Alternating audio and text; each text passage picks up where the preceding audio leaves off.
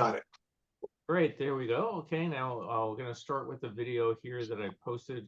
I finished this one midnight last night, so it's literally hot off the presses. And let me share it here.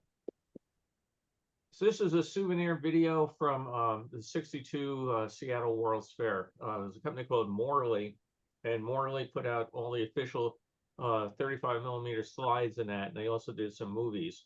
And this one is a 50-foot reel, came in a little box, and you'll see, I'll get it started here. No titles, no introduction. It just jumps into the film, shows you a bunch of stuff, and then goes away without any ending.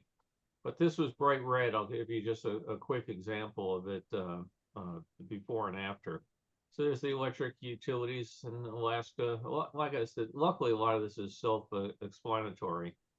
But it is fun, posted online. People, oh, there's that round bubble elevator. It's a bubble-lator. So Ford Pavilion that ended up being a boat dealership for quite a few years. Finally got torn down. The roof on it wore out, and they decided it wasn't replacing. The Belgian waffle stand.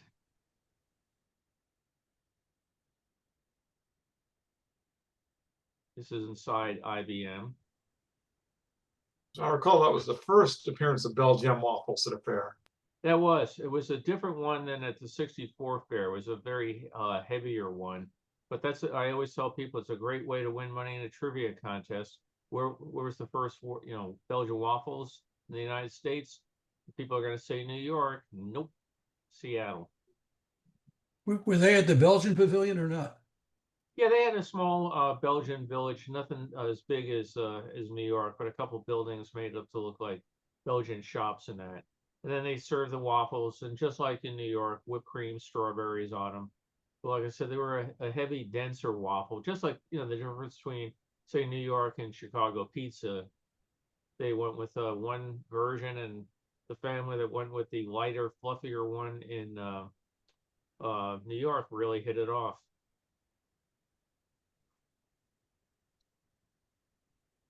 Were they served at the Brussels World's Fair? Did we ever determine that? I don't know. That's Yeah. why I hedged my bet and said, when were Belgian waffles introduced to the United States? I don't know about Brussels. Maybe in Brussels they're just called waffles. I mean, it's like the line in the Disney movie, The Happiest Millionaire, and Ireland. All the stew is Irish. Was that an elevator going up there? Yes, that's the bubble-lator. It was a round elevator, and they made a big thing. Everybody stepped to the center of the elevator, and off it went. And it took you up into the world of tomorrow, this prediction of, if we don't get things fixed, a nuclear war is going to devastate everything. But it was a big hit, because that's what makes World's Fairs, to me, so much fun. Who builds a round elevator, And I gather the operators had fun about, don't stand in the corners, things like that. The world's largest cake, Paul Bunyan cake, and it was an actual real cake that they sliced up and you could buy pieces of. I had hot dogs yesterday, but they didn't come on a pumpernickel bun.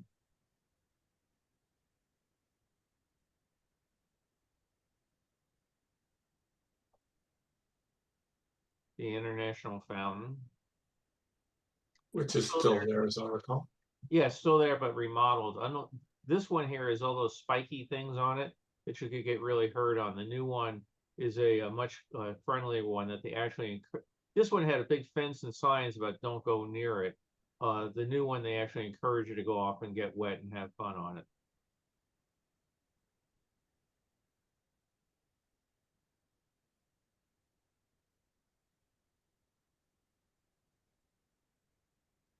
All inside the U.S. Science Pavilion, and some chemical process underway, and there it ends.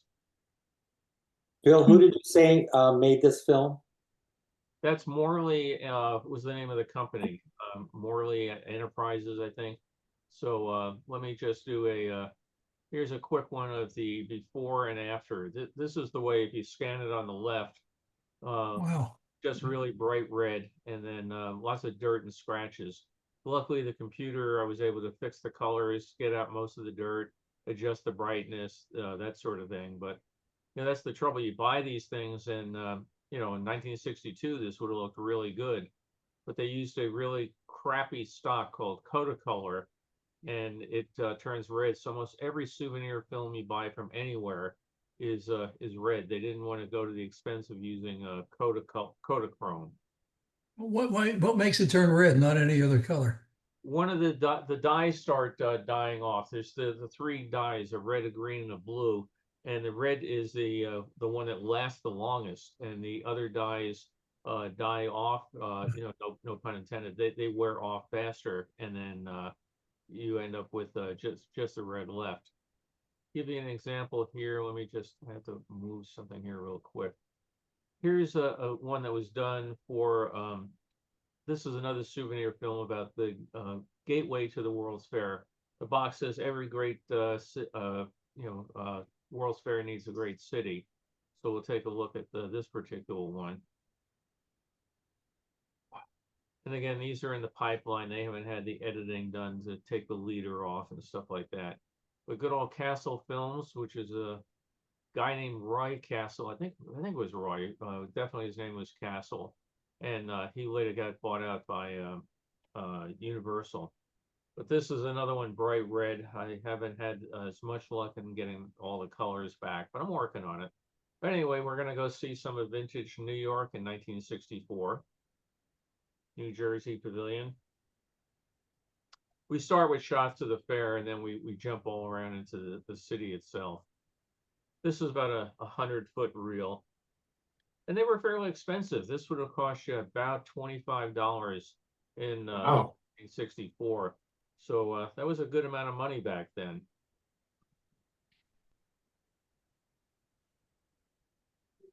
Travel and Transportation Pavilion before they put the moon roof on it. And off we go, Manhattan.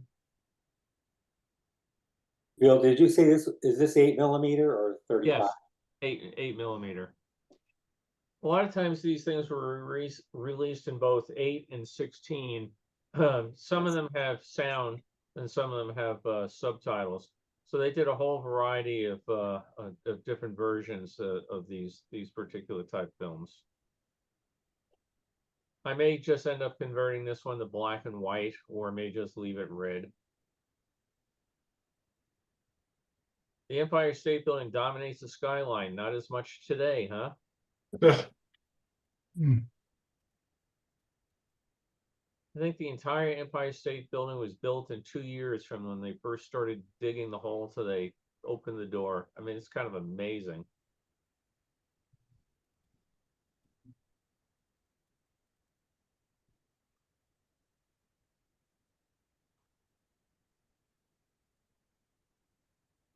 Even the professionals can't hold the camera straight. By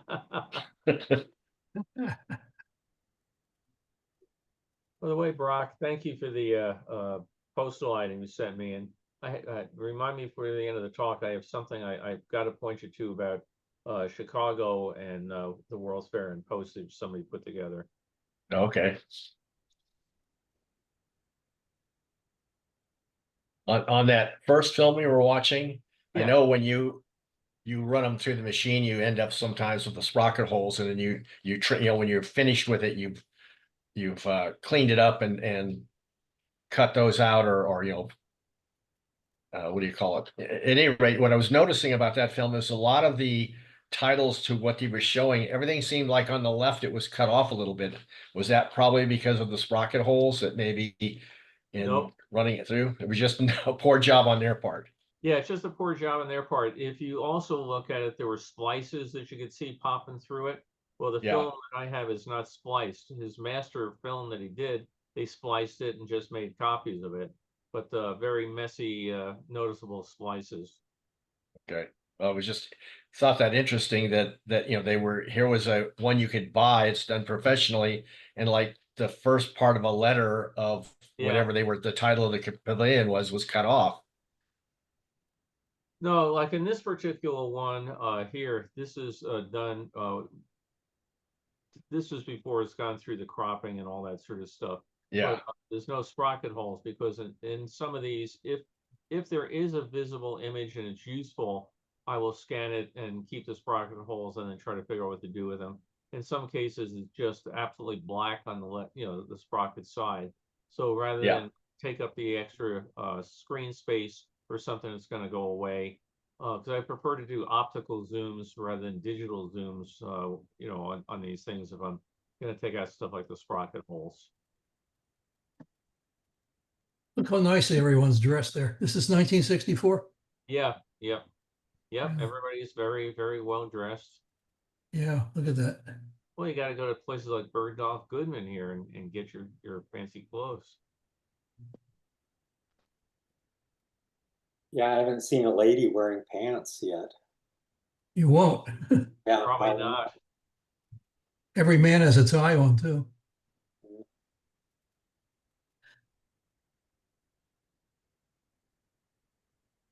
St. Patrick's. Yeah. Over the years, I think I've been to everything we've seen so far. Well, I did not shop at Bergdorf Goodman, but I walked by it. I walked in there just to look at the prices.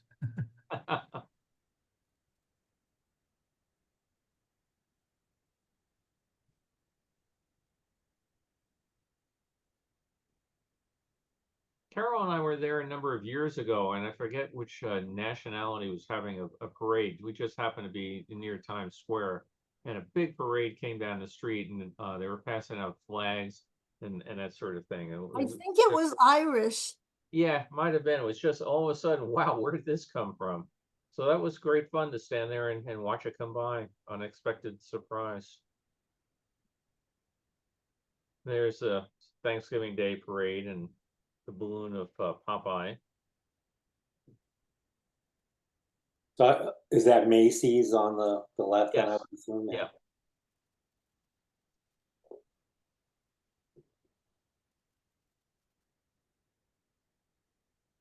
Must be Easter, and I mean, it's amazing. Carol has a hat just like that. I hope she, Oh, hope don't she- sit behind her. I hope Don't she sit behind her in the doesn't travel with it. theater. What's Look at scary, would even scary if I had a hat just like that. Little kid had a hat. Wonder if that makes it the Easter parade. Yeah, well, it looks like it was. What year did they build Rockefeller Center? Do you know? Well, about 39. Okay. I had an office in there for a while, and I swear the building was held together by old telephone wires. The conduits were so full of old wire that if you had to run a new wire from floor to floor, good luck.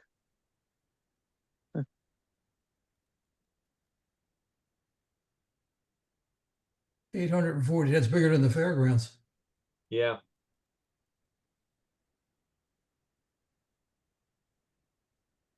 You don't see people wearing scarves too much these days.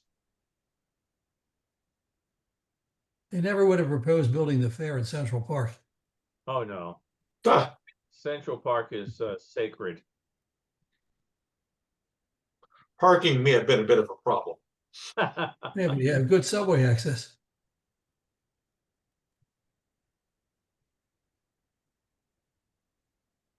A superb amusement area. Yeah. Well, it was back in the 60s. There were some right here, Steeplechase. That was a great place to Steeplechase. go to. Went there a couple of times. So my dad took us, and the Wonder Wheel is still there. Mhm. Parachute jump was still going. It was really in 64 in that area. It was a great spot. And of That's course, still we there. had to take the obligatory stop at Nathan's. Took me 5 attempts to ride the cyclone. Every time I showed up, it was closed for repair. Oh, Finally wow. got on. It's one of the How- oldest operating how coasters in old? the country. How old were you when you first rode it? Sorry. How old were you? How old? Yeah. When Oh, you I were- was probably in my mid-30s. Oh, okay. Yeah, it made was a that special trip. Thunderbolt. There were a couple good big ones back then. Deuce.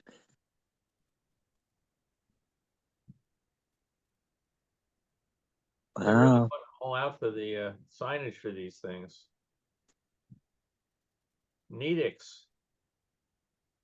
Hot dogs and orange juice. I don't know who the fighters are.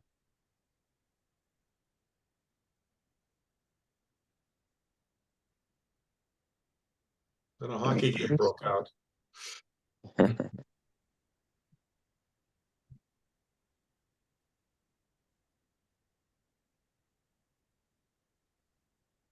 Okay, that is not Madison Square Garden. Yeah.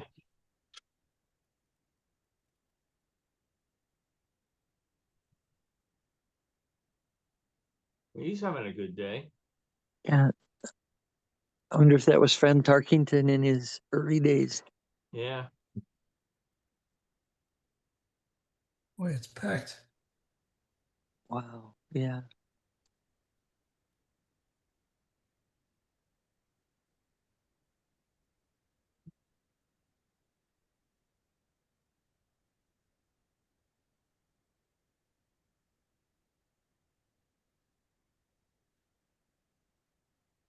Boy, half those buildings have been replaced by now. Yep. I was just gonna say this view would be so different now. Okay, Brock, name all those cars. Yeah, right. They're all Those buil- taxis. Didn't know they made so many pink cars. Yeah, Angeline, do you remember her from here Yeah. here in LA? Yeah. For people that don't know her, she was this wannabe starlet, and she would always have these bright pink cars and just be posing with these very revealing tops and everything. And her whole thing was she was famous for being famous, never actually did anything. Is she still alive? I believe most of her is, yeah. Most of her is. Well, there's a few replacement parts I think have been bolted on. Yeah, well, sure. He was, Somebody actually wrote a thing about how they met her, and she was like, put an ad in the paper, you can take me to lunch if you want, but I only want to go to nice restaurants. And they said she was the most self-centered, egotistical person they've ever met in all their years. she was the Paris Hilton of her day. Oh yes, yeah. You know, I had Paris Hilton on a flight once. She was as nice as could be. She was, oh, good. Yeah, but then I had her parents on a flight once and they were nasty. Oh my Oh, God. no. I had to work with her father once, and he was a piece of work. Yeah, they were in first class and the airplane was set up so that it was a little bit of coach right behind first class. And it did not have a solid partition, which most planes don't now. And they had a fit that there were people in coach that could see them in first class. Oh my. My goodness. I All know. right, let's jump in here. We're going to go to Knott's Berry Farm. I'm just It's trying to definitely a first world problem. Yeah, I know. I want to say, well, let me go get my plywood and toolkit and I'll put up a solid barrier. Those people probably knew who they were anyway.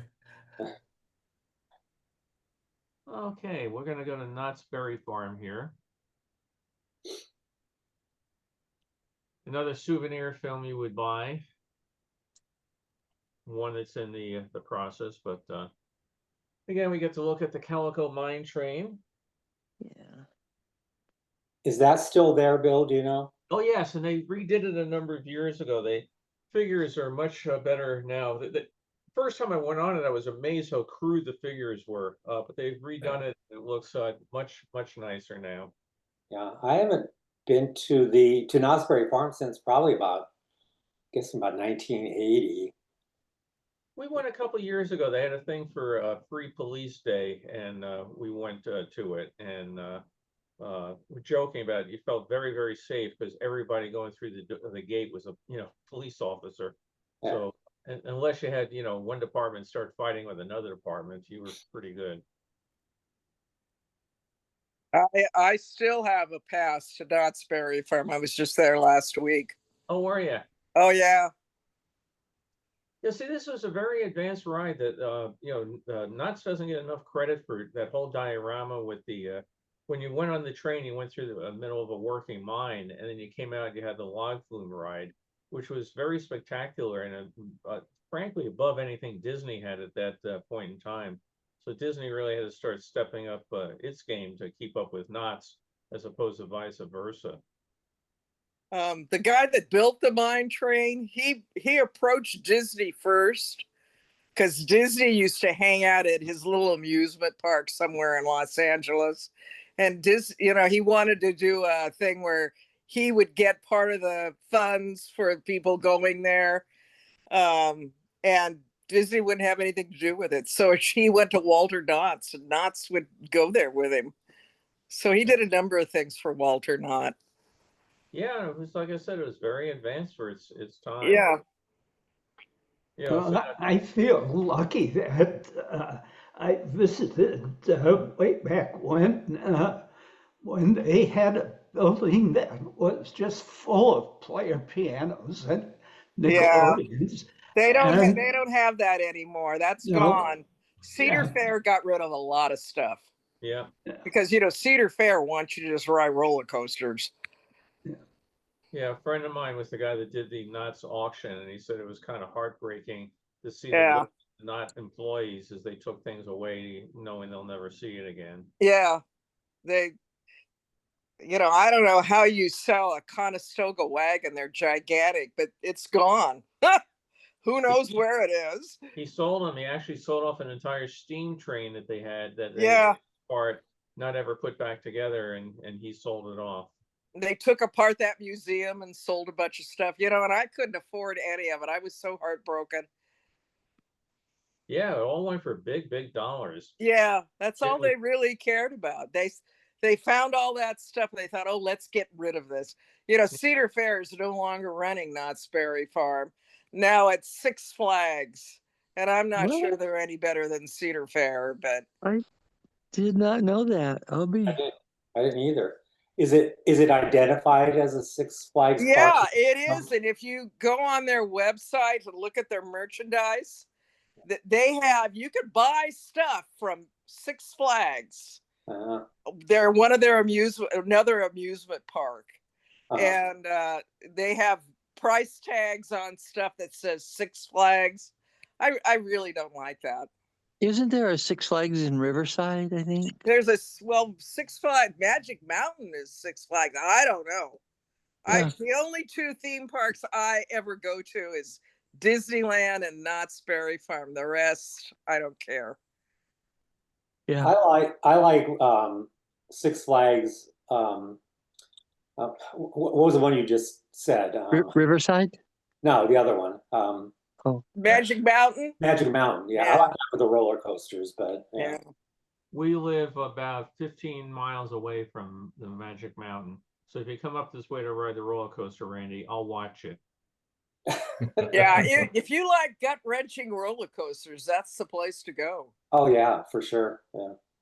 Yeah, I was raised near a Six Flags, the one up in Santa Clara, which is going to close. In fact, it's supposed to close this year or maybe next year. I think it's been extended to maybe 2030. The land is just way too valuable to run an amusement park, I guess. Yeah. So now we're looking at a souvenir film of Busch Gardens, Los Angeles. This one was done by a company called Holiday Films, and on the box it says unconditionally guaranteed. So I think I'm going to go back and ask for a refund. Guaranteed for what? Yeah, that's a good point. But Busch Gardens, for those that don't know it, the brewery was the main operation, but they had this whole park outside where you could come in and get on that monorail, go through it, show you how beer was being made. And you came out into the gardens, and it was at first it was Busch Bird Sanctuary, and you had these nice little boats that went through it. Then over time, they had to step up the ride, so they put in a log flume ride. They put in a variety of things trying to keep up with Disney, and unfortunately, it did not. Carol and I were just talking about it yesterday, day before. We were there the week that it closed, and we went in one night, and the employees and everything in the gift shop was like 75% off. And they were complaining about, those bastards at Disney did us in. Every time we did something, they redid it. And both Carol and I were working for Disney at the time. I said, oh, that's too bad. My This- high school boyfriend loved Busch Gardens. They had free beer and Yep. they never carded anybody. If long as you looked like you were a grown up, you could take free beer. He loved it. I loved it too because they had beers that were not normally sold in LA, like Busch beer was popular when I worked at Cape Kennedy. That was a big thing in the East Coast, but you didn't get Busch beer out here, but you could go and get a free glass of it at the pavilion. Yeah. So all this is gone now. This is all a giant, giant parking lot for semis that bring beer, from the brewery out to the community. The only thing that's there is a bridge that has no access to either side. It goes up over the train tracks, but the ramps on either side are gone. So it's just this weird giant bridge to nowhere. You'd think Are they the- would have kept oh. some of it. Maybe it was pretty, beautiful grounds. Oh, it was really nice. And, Yeah. they, like I said, they had quite a bit of shows in there, and different rides, bumper cars, and all this sort of stuff. Are all the other Busch Gardens closed down around the country? or No, this one just was very Just only- land bound. Okay. They needed the space to expand the brewery, and then you had much more competition here, with Disney, Right. Knott, Magic Mountain, everything else around. But Yeah, since you Universal. asked about Yeah. others, let's go and take a look over at Busch Gardens in Florida. So hang on. Is that still open? Yes, it is. Yeah. So now we are in Busch in Florida. This was undated, but I believe it's around was this Super 8? I have to look at it. Which city is this one near? Tampa. Tampa. Yeah. Now the big thing with this one is there's a lot more space, and we're going to see more of it. They have a monorail ride there, but instead of going through just through the brewery, it goes through a large African belt with all sorts of animals. So we're going to see lions and tigers. I don't think any bears. Oh my. Oh my. I was waiting for that. Hey, somebody had to say it. Carrie and I were in Australia earlier this year, and it was fun to see the cocktails like that flying all over the place, wild. Oh, wild. Yeah, wow. We have wild parrots in Los Angeles. Oh Yeah. yeah. Yeah, Yeah, we Yeah. got a lot of them. yeah. I don't know how you'd ever catch them. Well, supposedly they got released in Pasadena when a pet store burned down, and people frantically just threw the place open to get all the animals out before, they got toasted. And over time, they just started multiplying. So I had a friend that Neil lived in Pasadena for a while too, and would see and hear him. But my friend was had she owned several birds, and sometimes her birds would get upset because there'd be the wild parrots outside, and her birds would be inside wanting to go out and Get out. And you never want to let a bird, a domesticated bird out, because they won't home back. I had a friend that had a very expensive cockatoo, and he got out, and that poor guy, he chased that bird for miles. And finally the bird landed on top of a very high tree. He did everything he could to get him, and the bird would have none of it. They act like they just love you. They're all over you, and they kind of peck you on your face and everything. But if they get out, forget it. You've lost it. That's And it. they're expensive, very expensive too. Yeah, you've got to be careful. You really do. Yeah, I seen them go for $15,000. Right. And they don't, I mean, Wow. they act like they care about you, but if they could get outside, that's it. They're gone. Well, some dogs are that way too. Yeah, Right. you're probably right. Yeah. Siberian Husky, which we can speak from experience.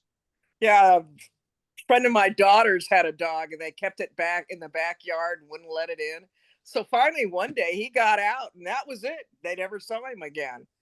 Well, So this yeah, dog- dogs will do that. This dog was a rescue, and we took it. You don't know their history, but you'd put it in the back yard. You'd walk out to the front yard to get in the car, and the dog would be waiting at the car. And you go, he just went over a 6-foot wall. So we would then keep it on a lead in the backyard. And one day somehow I got off the thing. And actually that particular day, I opened the front door to go to get the mail or something, and the dog just bolted out. So it would, it would let me get about a foot away from it, and then it would run away, and finally just disappeared. Well, finally, about 4 days later, Carol calls me up and says, "You won't believe it." And I said, "Why?" Because the dog is in the backyard, and not only came back to the backyard, but it chained itself up.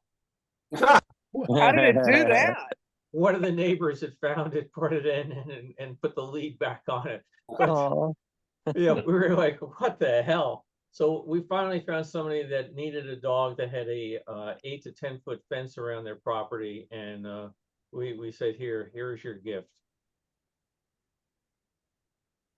Now the other day, one of our dogs got out. I think when we were again trying to get the mail or something, we didn't realize it, and I heard some barking, and I opened the front door, and the dog is sitting there. It's like, hey, what the hell? There's no free cookies out here. Let me in. See, dogs care. Dogs and cats and horses care, but you get it, birds don't care. A lot of wild animals don't care. When I edit this, I'll take out the very blurry stuff. The guy evidently did not quite know how his Zoom worked. So now we're taking the monorail ride around the property. Bill, this is an amateur film? Yes. Okay. Yeah. This was a Super 8 amateur. So somewhere around 1970, I believe. You ever wonder why they call these places theme parks? What's the theme? The theme is animals. Animals and Not vehicles. all.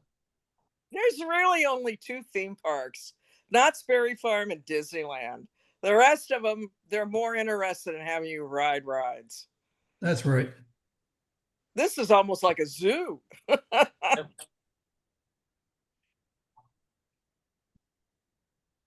We're gonna Cody, you see, haven't been to Walt Disney World? Oh, that's true. Oh yeah, well, I've never been there, so. Doesn't count. Well, of course, Walt Disney. Anything done by Disney would be called a theme park, absolutely.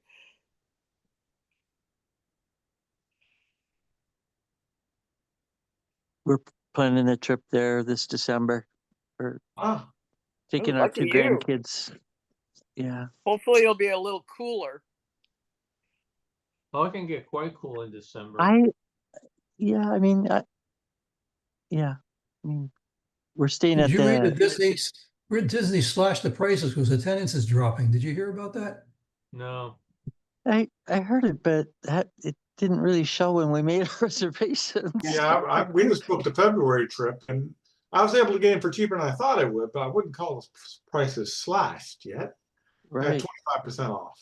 So I was there last weekend and crowds were a little bit lighter than normal. Mom and I went to Epcot on Friday, and I would say it was a little bit lighter than normal crowd than I would normally see on a Friday in October, because the Food and Wine Festival was going on there.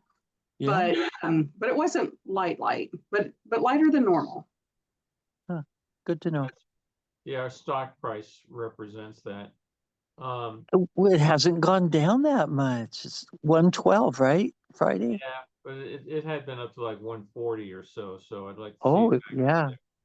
Yeah, it was up to No 160. trespassing in this island. Don't go. That's out. without the fast pass. Yeah.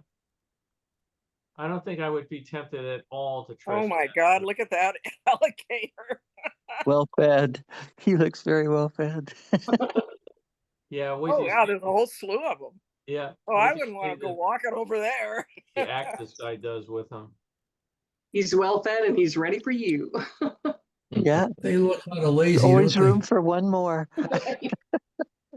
Yeah, be able to keep your arms inside the boat at all times, or always looking for a handout.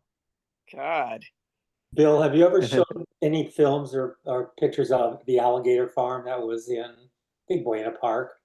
No, I've not come across any of that. Yeah, first time we went to Disneyland, my family, was 1955, the year it opened, but later in the year, and we went there. And the first episode of Leave It to Beaver was filmed there. And Wow. kind of. Yeah, they would just let little kids walk around with all the alligators sitting there watching them. Yeah, basically.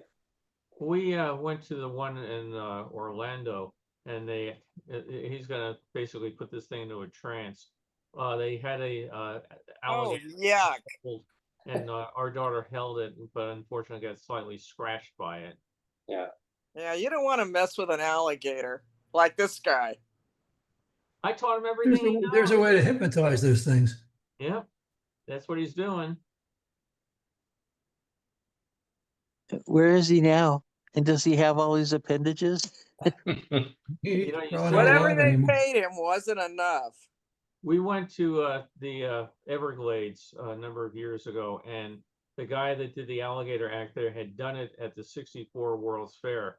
And I talked to him, and mentioned I had seen him, years earlier, everything. And I said, have you ever gotten bitten? And he goes, no, not maybe a little nip, but nothing bad. Less than a month later, he was on the news that one of the alligators went ape and absolutely, did quite a job on him. So, I guess with this sort of stuff, it's only a matter of time. Yeah, they're not friendly at all. I don't know. There was somebody raised an alligator, and I guess it got too much for them. This was in LA, and they let it go into a lake. Yes. Yeah, that was right. Over a year to catch it. And now I think he's still at the zoo, and he's real sociable. People come up and he comes out, and Yeah, that was right across the street from the Kaiser Hospital where I go, where my primary care physician is. Yeah, it was right there across the street. They had the park closed off for a while, and then they finally got him.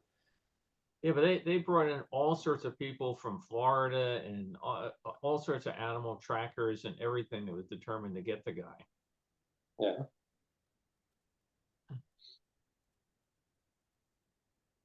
Yeah, I remember that was on the news quite a bit.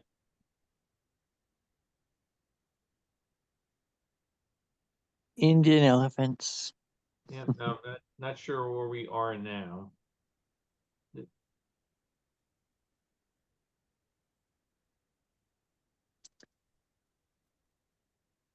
Oh, we're back at Busch.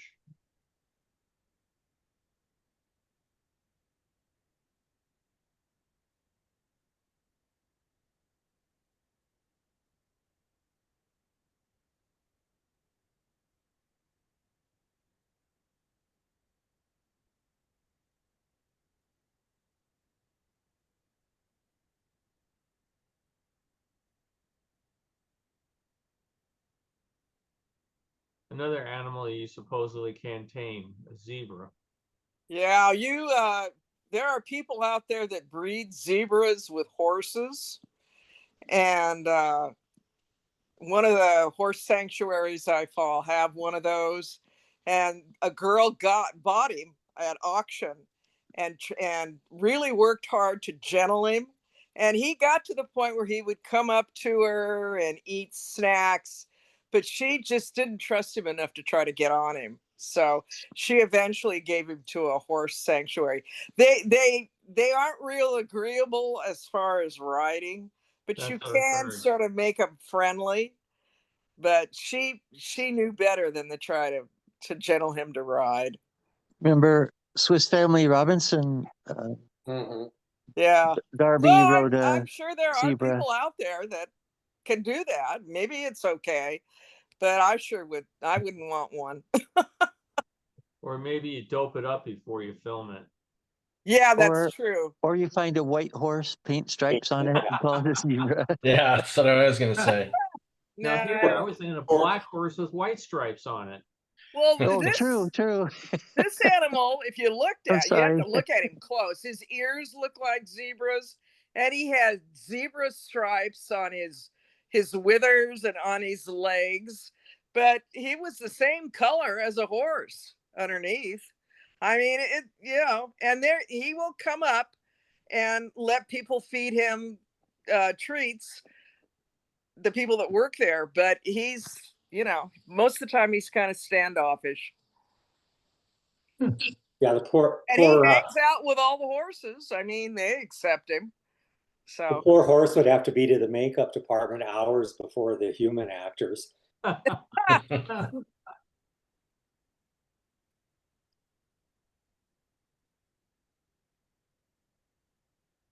I need my Dramamine after this guy. Yeah. I And know. his I tried to autofocus see if wasn't that was working an very good African either. elephant or an Indian elephant. He was so jerky I couldn't even tell. Okay, let me get something else here.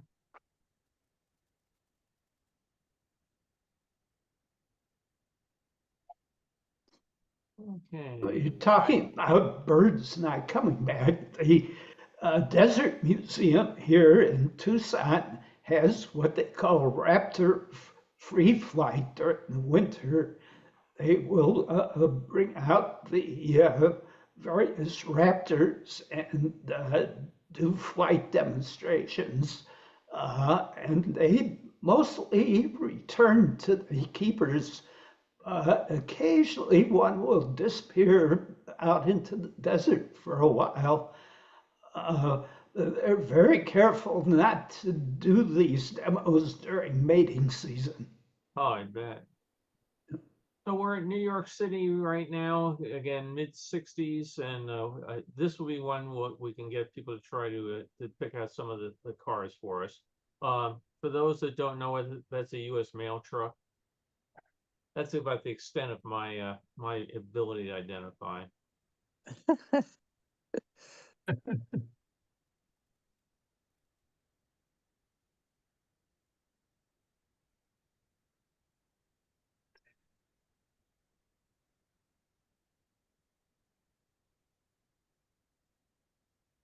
You want to identify any of these? Looks like a Chrysler on the left. Yeah, Chrysler. Yeah, I think so. Yeah. I see the Brass Rail Restaurant in the back there. Yep. So Angela Lansbury Be was back in a moment.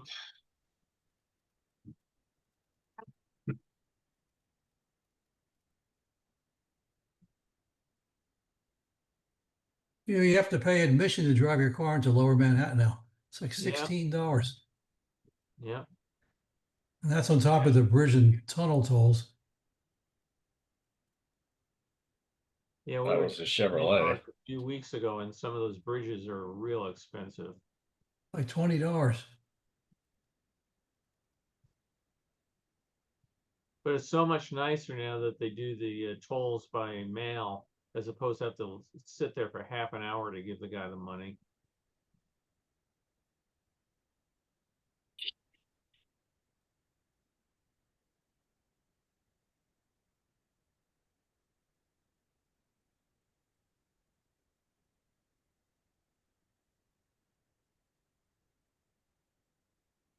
This is just more random stuff that's in the middle here.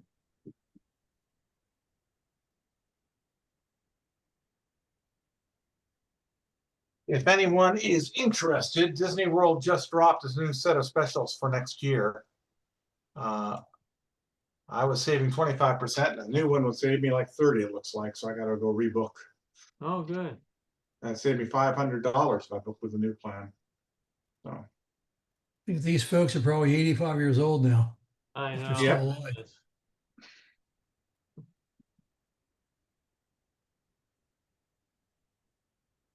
And now we go out to LaGuardia Airport.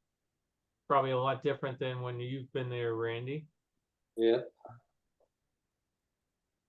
I haven't been there since they did the big remodel. I guess it's really kind of a premier airport now.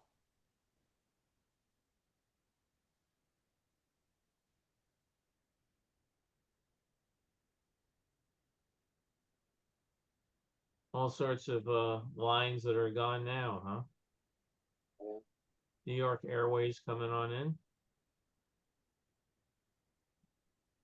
It was a National Airlines 727, just in that frame. well, that was a heck of a flare on that helicopter. Yeah. I've never seen one flare like that.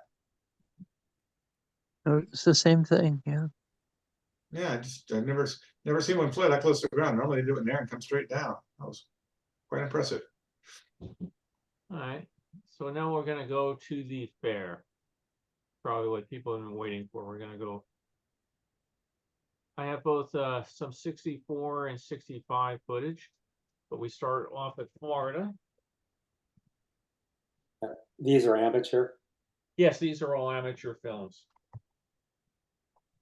All 8mm. Super 8 was just being invented back then, so these are all 8mm.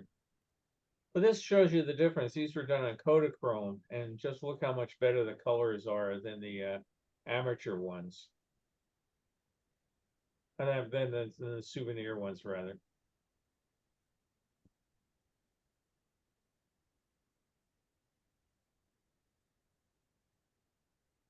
You ever wonder how they train these animals to do these tricks? Probably by withholding food if they don't. Well, and his trainer has one job was to catch the ball, and he dropped it. And the seal's going, I bounced on my nose all this way, swimming across the pool up onto the deck, and you can't even catch it. Well, it's funny, we talked to Michael McGreevy, who was in Sammy the Way Out Seal, and he just loved working with the seal, but they had several different seals that played Sammy that did, one seal was trained to do this and another seal was trained to do that. And luckily they look so much alike, you can't tell that the different ones were there. When I was at Disney, they were doing the Cat from Outer Space, and they had all these cats, and you talk about, makeup. They had somebody come in, would have to make all the cats look identical, but one cat would be trained, to go and take say a hat and pull it off a table. Another cat would be turned to come and sit and turn a dial, but they all had to look the same when they got on the screen. They must have had 8 or 10 of them that they used for the movie. I can't imagine trying to put makeup on a cat. Yeah, or train a cat. I can remember having to give my cat pills. That was something. I was out there one day. They had the cats outside stage 2. They were the most mellow, mild cats or anything. And I asked the guy, are they sedated or something? He goes, no, they're just well taken care of, and they hope you tell the truth. But they were absolutely just pick me up. I'll hang around like a rag doll. I've got a friend that used to work at an animal park near New Jersey, and he worked there for a summer during summer vacation, and they really didn't know what to do with the guy. So they decided, well, he can work with the camels. And so he was sent to the camels and the elephants. And the guy that trained him said, well, this is how you become an animal trainer. And he worked with those camels for 3 months. Camels are not friendly. No. And they went with him. A couple of them gave him some problems, but he was able to lead them around and put people on them. But they're not friendly. Is that at Six Flags Great Adventure? What? Was that at Six Flags Great Adventure in Jackson Township? It was a animal park. He was only like 18 or 19 years old. Okay. I mean, the place is gone now. That's, Oh, it's gone. My sister was a camel wrangler. Really? Yep. Wow. In St. George, Did they Utah. enjoy it? Well, it's kind of funny because she's all of 4'10", and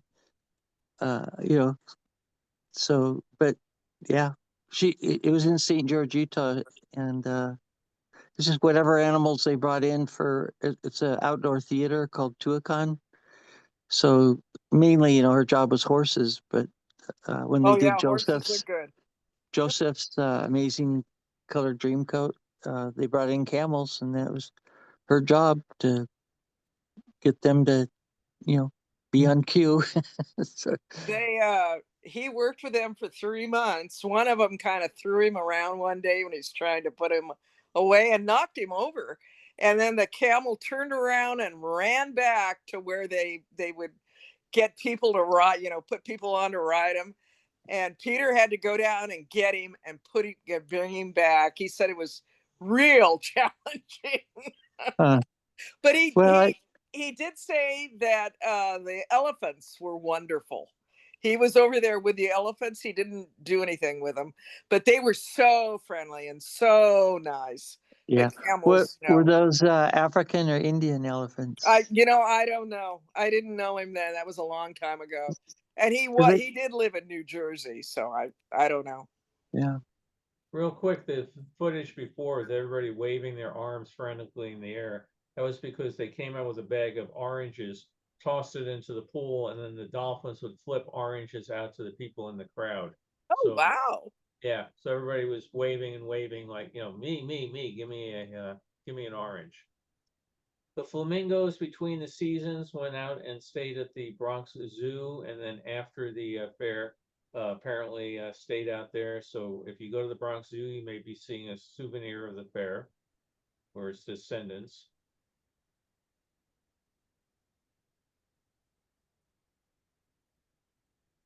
I thought this guy did a nice job with the footage, not a lot of quick shots, and it's not tilted off to the side. Oh, there's Emmett Kelly Jr. Those sculptures are in Rochester in an art museum today. They're Bertoya, right? Yes, right. Now I remember when I went to the fair and I met Emmett Kelly and he gave me passed out postcards with his autograph. I had never heard of him, but I figured if he's famous enough to have postcards with his picture on it, I want to know the guy. So I still have that postcard with his autograph today. My mom loved Emmett Kelly. This was a big thing. If you were a Mormon church and in the area, they encourage you to grow flowers at home and then bring them in and put them out there at the pavilion. So they got, a constant supply of fresh plants. Huh.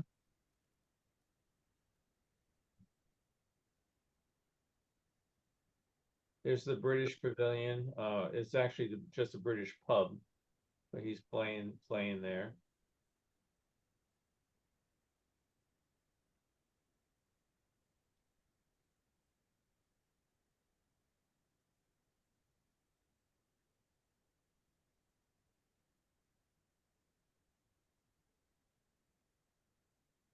West Virginia, you can enter a raffle to win a free mountaintop cabin, which I've never been able to find out who ever won it.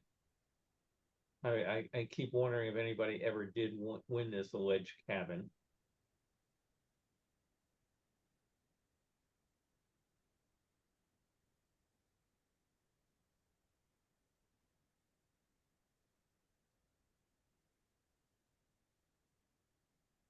Well, maybe it was that they won it and then it was put in their name as a donation. Beats me. I figure it would show up in some newspaper someplace, that, Mr. and Mrs. Tom Brooks now won this cabin. So that's like that room above Pirates of the Caribbean at Disneyland. I've never heard of anybody being able to stay there. And they got rid of a really neat Disneyana shop and put that in there. And now it's off limits. I guess they probably let people like Dick Van Dyke or Johnny Depp, Yeah. But that's one thing that Disney really aggravates me. Everything is so exclusive. Yeah. It's gotten that way. This is the 1965, the water ski show, obviously at night, and kind of loses a little something in the translation. Yeah, they've done so many things right now that unless you're absolutely rich beyond belief, you just can't partake. You can't partake, yeah. So Cody, that Disneyana shop, I used to love that place. So that was right above Pirates of the Caribbean. You could see the windows right above the entrance and all that. Yeah, the gallery. Yeah, it was wonderful, and you could go out on that ledge there, and they had it all. And you could watch Disneyland and look around. Yeah. I was wondering what became of that. I used to love it, and you could buy. I think you could buy. No, it's an exclusive place now. Yeah, I didn't. They used to say they'd let certain people stay there. I don't think they let anybody stay there now, unless you want to pay like $5,000. Yeah, you can't get in there. Bill? Yeah.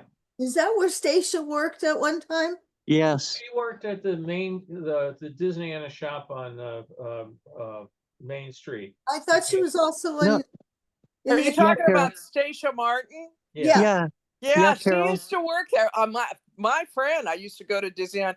He just adored her, and we would Everybody have to go and talk to her all the time. She was real nice. Yeah, she's Yeah. great. Then it wasn't called Disneyana, it was the Disney Gallery back when it was up there. Yeah. Yeah, and she was very knowledgeable. I'm assuming she's still there. I don't know what's happened to her. She She's does a good work friend for of Disney. ours. She's what? She's a good friend of ours. Oh, is she? Yeah, Yeah. Frank just loved her. If you go on my webpage, philcotter.com, there's a section in there about how to design a Rose Parade float.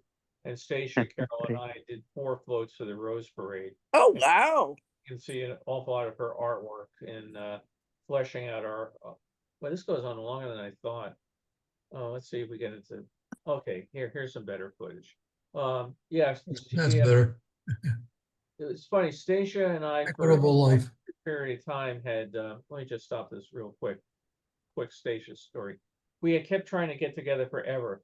And it was like, how about if we try it next month? And she'd say, oh, no, I'm going to be in New Jersey. And how about the month after that? No, I'm going to be in Paris. What Wow. they do is send Stacia around for tours. And she goes out on the cruise ships and stuff. And she does sketch artists. So she's like, what's your favorite character? Oh, it's Mowgli. And she'll draw Mowgli and hand it out to the kids.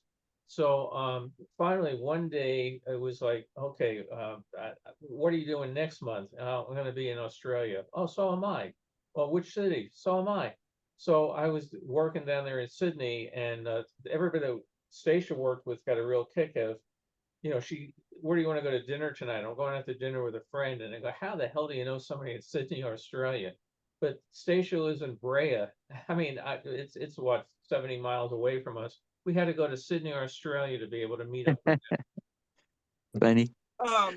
She was lovely. I thought she was great. Somehow my husband and Frank ran into her somewhere, and they drew The Sorcerer's Apprentice for me, and they brought it home. But I don't know where they were. But yeah, she'll draw stuff for you. She's lovely. So I haven't seen her in years, but she's lovely. Last year at the NFFC, they gave Stacia the Legends Award. Oh, did they? Yeah, and she deserves it. Yeah, Absolutely. and the guy asked, is there if you have a drawing from Stacia, please raise your hand. And every single person rose their hand in the room. And he says, keep your hand up if you have 2 or more. And everybody in the room kept their hand up. They had 2 or more drawings. But she came to her house, and she had I thought was my favorite Stacia story. She said that when she was a kid, she grew up watching Roy Williams draw in the Mouseketeer Club. Yeah. Remember the big Mouseketeer? And he had that big sketch pad, remember? And he'd draw. And she said, so she wanted to be able to draw as fast as Roy Williams. So she practiced and practiced and practiced. And it wasn't until, like years later, she found out that those were sped up, that he'd draw them and then they'd speed them up for the show. Oh, yeah, yeah. But she got to be as fast as Roy was when they sped him up. Yeah, I always wanted to be a Mouseketeer. I was a little young. These guys have done a great job. They're members of the military police. You should like this, right, Tom? Yeah, that's me. Yeah. Yeah. So, I mean, you're at the fairground looking for soldiers and sailors that are misbehaving. I mean, how many of them could there have been? Now look at that guy with the shorts and it looks like a sailor cap. There's a sailor. A little out of uniform. Yeah, those MPs were probably Marine Corps. Did it say SP or MP on there? I couldn't tell. Oh. Yeah, couldn't tell. Or it could be AP too, right? But yeah. But we trained with the Marines, so same Fort Gordon. Mhm. Yeah, there were no airports. We're over at Lowenbrow now, but you can hear the Oompa band playing away in your mind.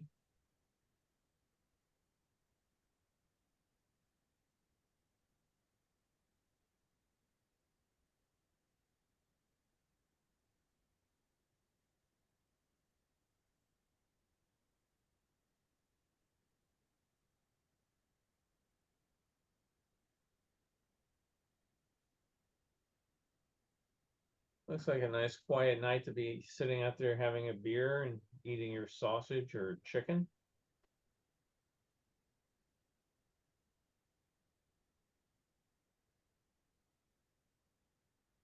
Yeah, thinking back to Stacia real quick, she wanted to have a party to celebrate the movie The Happiest Millionaire, and she asked her parents if they could have a party at their house, and they said, "How many people are you thinking about?" And she said, "Oh, about 100."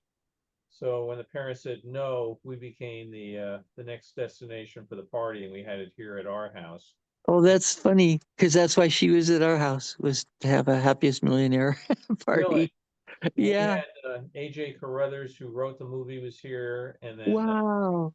Dick Sherman was here, and he was like, "You don't happen to have a piano?" No, but we got my daughter's keyboard, and we had a big Disney song fest. You wish I had video of it, but he Oh, was Wow, wow. you should have taped that. I'd love to have Yeah. seen it. he said, like, "Here's the alternate words to this song that we took from this movie and ended up putting in that one," and it was one of those Yes. where after a while I go, "It's 3 o'clock in the morning. Is anybody gonna go home?" Yeah, I Yeah. met him. He's a lovely man. He Was. really was. Yep. He used to be a member of the Magic Castle, and I took my parents there one time, and they got very impressed because the menu said, the Magic Castle welcomes Bill and Grace Cotter from New York today, and Nice. they thought that was pretty neat. And then when Dick Sherman came over to say hi, they figured, "Oh my God, my son actually made something of himself." So Yeah, congratulations. Yes, you got that going for you. That's funny. they also, he and his wife are big Laurel and Hardy fans, and I used to see them at Sons of the Desert meetings, and they would screen Laurel and Hardy films, and Marvin Hatley, who played in silent theaters, would come and do live accompaniment, and had some really fun chats with them at some of those events. Lovely people.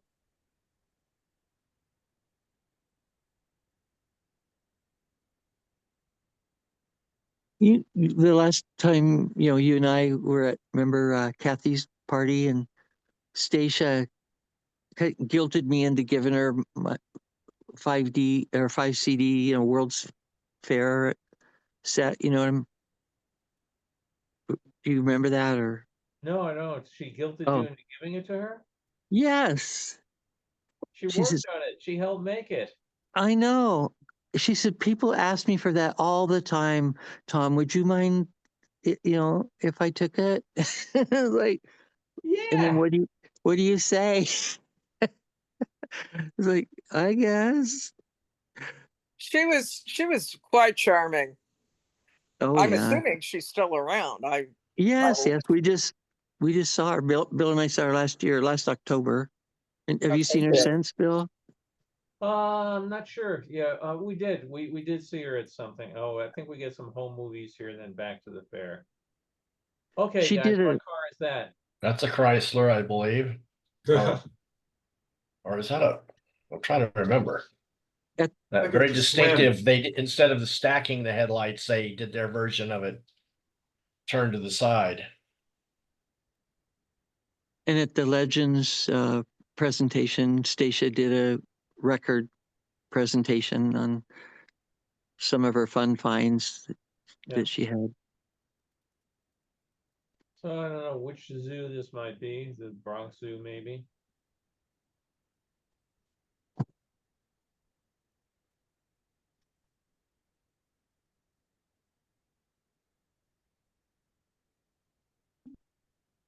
I would not want to have him mad at me.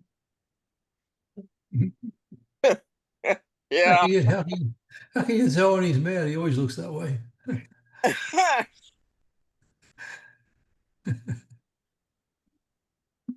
Is that an alligator? What is that? Iguana, Iguana. Oh, big old iguana. oh my. They're fairly friendly, aren't they? Yeah, they're No. not bad.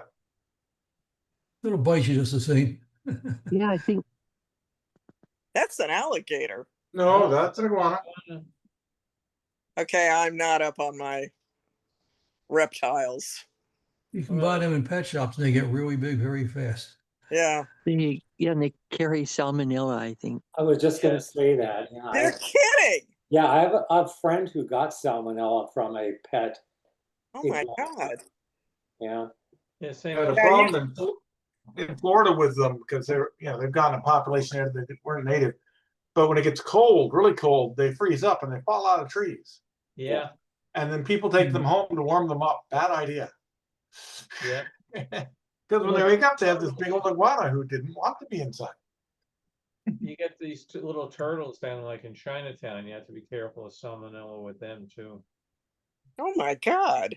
See, I'm real weird. I only horses, dogs, and cats. If it's an exotic animal, I don't want anything to do with it. Now these guys, they would make all this movies back in the 50s and 60s. Put a fake, sort of scales on them and shoot them in the, dinosaur movies. Yeah. Komodo dragons. Yeah. Oh, I've always wanted my own leopard. Yeah, Doesn't want an iguana, but she wants a leopard. bacteria. They're Oh, pretty. you guys ever saw the movie The Moon Spinners by Disney? Yep, A there's a cheetah in leopard that one. is in that. Actually, he- it's a he it's looked a like he cheetah. was This pretty is a friendly. cheetah. This is It's a a cheetah. cheetah. Yeah. Oh, a cheetah? I don't know. God. Yeah, cheetahs can be much more friendly. You're not supposed to keep them as pets, but they're very I mean, friendly to people. a Very lot of- most common, a pet. A lot of Yeah. footage on At the Safari. end of that movie, on a boat with a rich lady, she had her own cheetah or leopard or something. Cheetah. Right. It was Pola Negri, her last screen role. Oh, really? That's the Moon Spinners. Yeah. Is that a Disney film? Oh Yeah. Yes, it is. I didn't know. Okay, I thought. Yeah, Well, Haley Mills. Yeah. Kelly- Yeah, I knew. I mean, yeah. And Peter McHenry, Yeah. he Yeah, was so handsome. right. Right. Now he looks like he's been ridden hard and put away wet. Oh, Yeah, he looks a little worse for wear. He does. Gee, for $2, you guys are gonna have a hell of a good day. Where are they? They're going into the fair. Oh, One of the entrances. $2. That's a pretty good deal. That's amazing because adjusted for inflation, wouldn't that be about $20-$25? Yeah, it'd be a lot of money. That's Yeah. well, no, but because now to go I into a know. World's Fair, it's like $70 or $100. I'm trying to think. In Shanghai, I got in on the senior ticket. It was $20. In Dubai, I get in free because if you're over 65, you got in free. But like Hanover in 2000, and I think Milan, they were $60, $70, $80 a day. Oh my God. They weren't cheap. 25 cents admission into Hawaii, and you got your plastic lei. Oh, those soldiers or airmen, they better watch out. The MPs might be coming. Oops, the camera's on. I didn't realize it. We're inside the Hawaii, their hula show.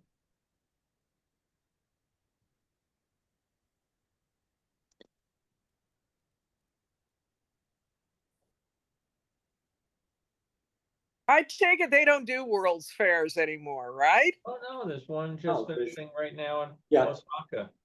Yeah. So Where? it's in Europe and whatnot.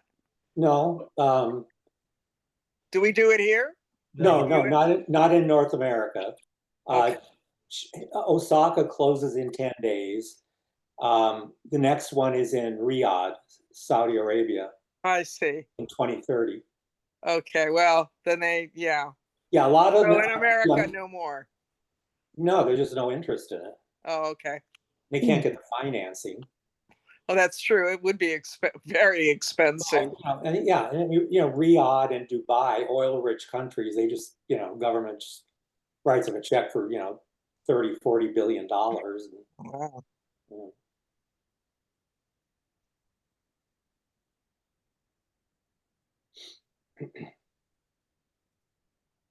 Bill and I have some friends in Tokyo right now. I wonder if they know about fair. Have to Well, I'm check sure in over and there. Yeah. see. Well, I was mean about the Osaka Fair. Yeah. Well, it closes in 10 days, and I've read that you can't get in because Oh, they required a really bizarre way of doing something, to my mind. You had to have a reservation for a specific day, time, and gate to get oh, in. And then you had a lot of the pavilions required advanced reservations. It was done by lottery. You could put in, the lottery would open. You could put in for 20 pavilions. You might get 2. oh, wow. Just a very strange way of doing things, to my mind. Yeah, plus the 2 of them, you could get them and they'd be 20-minute walk apart, but your admission times would be 10 minutes apart, sort of thing. Exactly, right. Yeah. In my mind, if I have to wait 3 hours to get in, if I really want to see that pavilion, I'll wait. Yeah. That was their point, was that you don't have to want to wait. identify this building. I'm trying to figure out exactly where these folks are. Are they in New York? Do we know? Well, this is on the New York Fair reel, but I don't know if they're still there. I mean, it looks like to me, upstate, we were just at the Capitol building in Albany, and that reminds me an awful lot of it. This looks like a hotel. See that front entrance, and did you see the upper picture? I wonder if this is a hotel.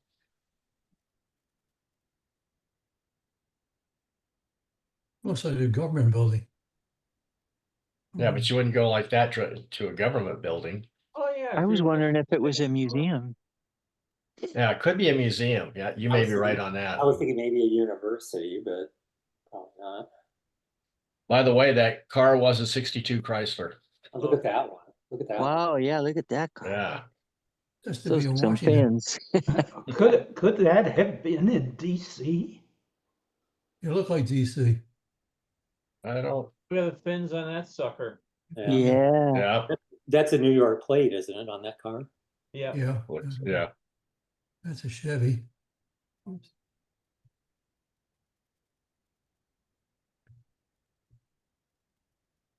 All right. Putting our skates on. Those were the days.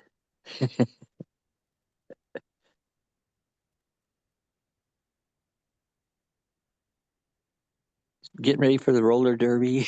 Yeah, it's funny you say that. I had a girlfriend on Long Island that wanted to get a double date for her friend. So my college roommate got nominated. Her friend turned out to be in the roller derby. Oh, wow. They had very little in common. Yeah, those girls are tough. Yeah, oh God. She was a very interesting young lady. Yeah. The Does whip. the roller derby still exist? I believe so. Yeah. I used to watch it every Saturday morning up in the Bay Area. Yeah, same. Those kids look like they have the sort of skates I had as a kid, with the lousy bearings that wouldn't roll for a darn. Yeah. Were they steel? Or? Yeah. Yeah. You have to keep your 3-in-1 oil nearby. Yeah. And then Linda Ronstadt had a song about it, remember? I got a brand new pair of roller skates. That's right, yeah. You got a brand new key. Well, I was just going to say about the key. You used to have to take the skates, put them on your own shoes, and Yes. crank them down. Yeah. Yep. Exactly. Yeah. Well, they made the ones that clamped over. You stretched them open. Yeah. Put in and clamped. Yeah. Yeah, that's what Bill's saying. That's what my friend and I used to do. We'd take those apart and pound them on the bottom of a 1x6, and that became our skateboard. Before they built skateboards with special neoprene wheels and all that stuff, but that's what you had as a skateboard. Absolutely. An orange crate in the front of it too. we had one section of smooth sidewalk in the neighborhood, and it was right in front of a mom and pop grocery, and we were always getting hollered at for skating in front of the store. Oh, getting chased off. You So damn kids. you got a, oh, there you go. So you had a big square there. Yeah, the square is me just getting the next film ready. By the way, that was a Pontiac that let this boat out into the lake. Oh, okay. Looks like he was going to go into the lake himself. Yeah, I was wondering how good he was going to be at doing it. Because sometimes on those old two-wheel, rear-wheel drive cars, if you got down a little bit into the water, it was really slippery. It had a lot of stuff Moss. growing on the surface. Yeah. And I've seen cars that somebody else had to come along and pull them out because they couldn't get traction. They'd actually start slipping back in as the more they spun the tires, they'd just start sliding backwards. Well, That's not good. No. Mormon Tabernacle Choir back at the fair. Back at the fair. Brass rail. Relatively clean brass rail. Yeah. Yeah. Maybe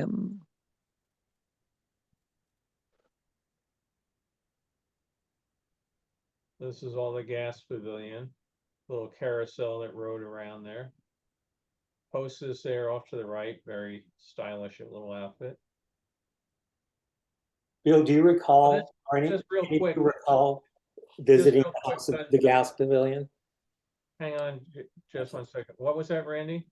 Do you or any of the others on here remember visiting the gas pavilion? Yeah.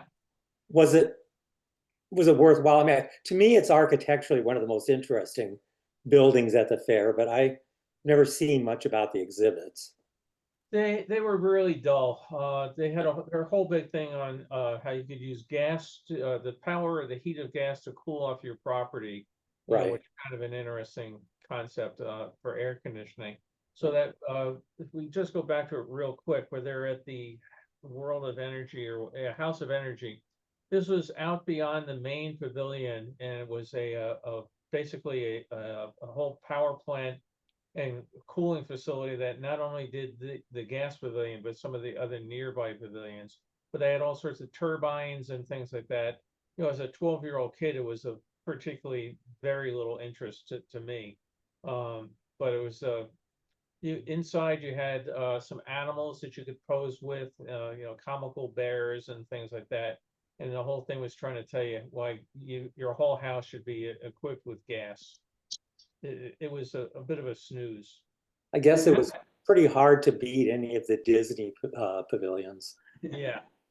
But even as a 21-year-old, it was a snooze. I mean, they besides the whimsical animals, they featured home appliances, and it's no big deal. I have a stove at home. Yeah.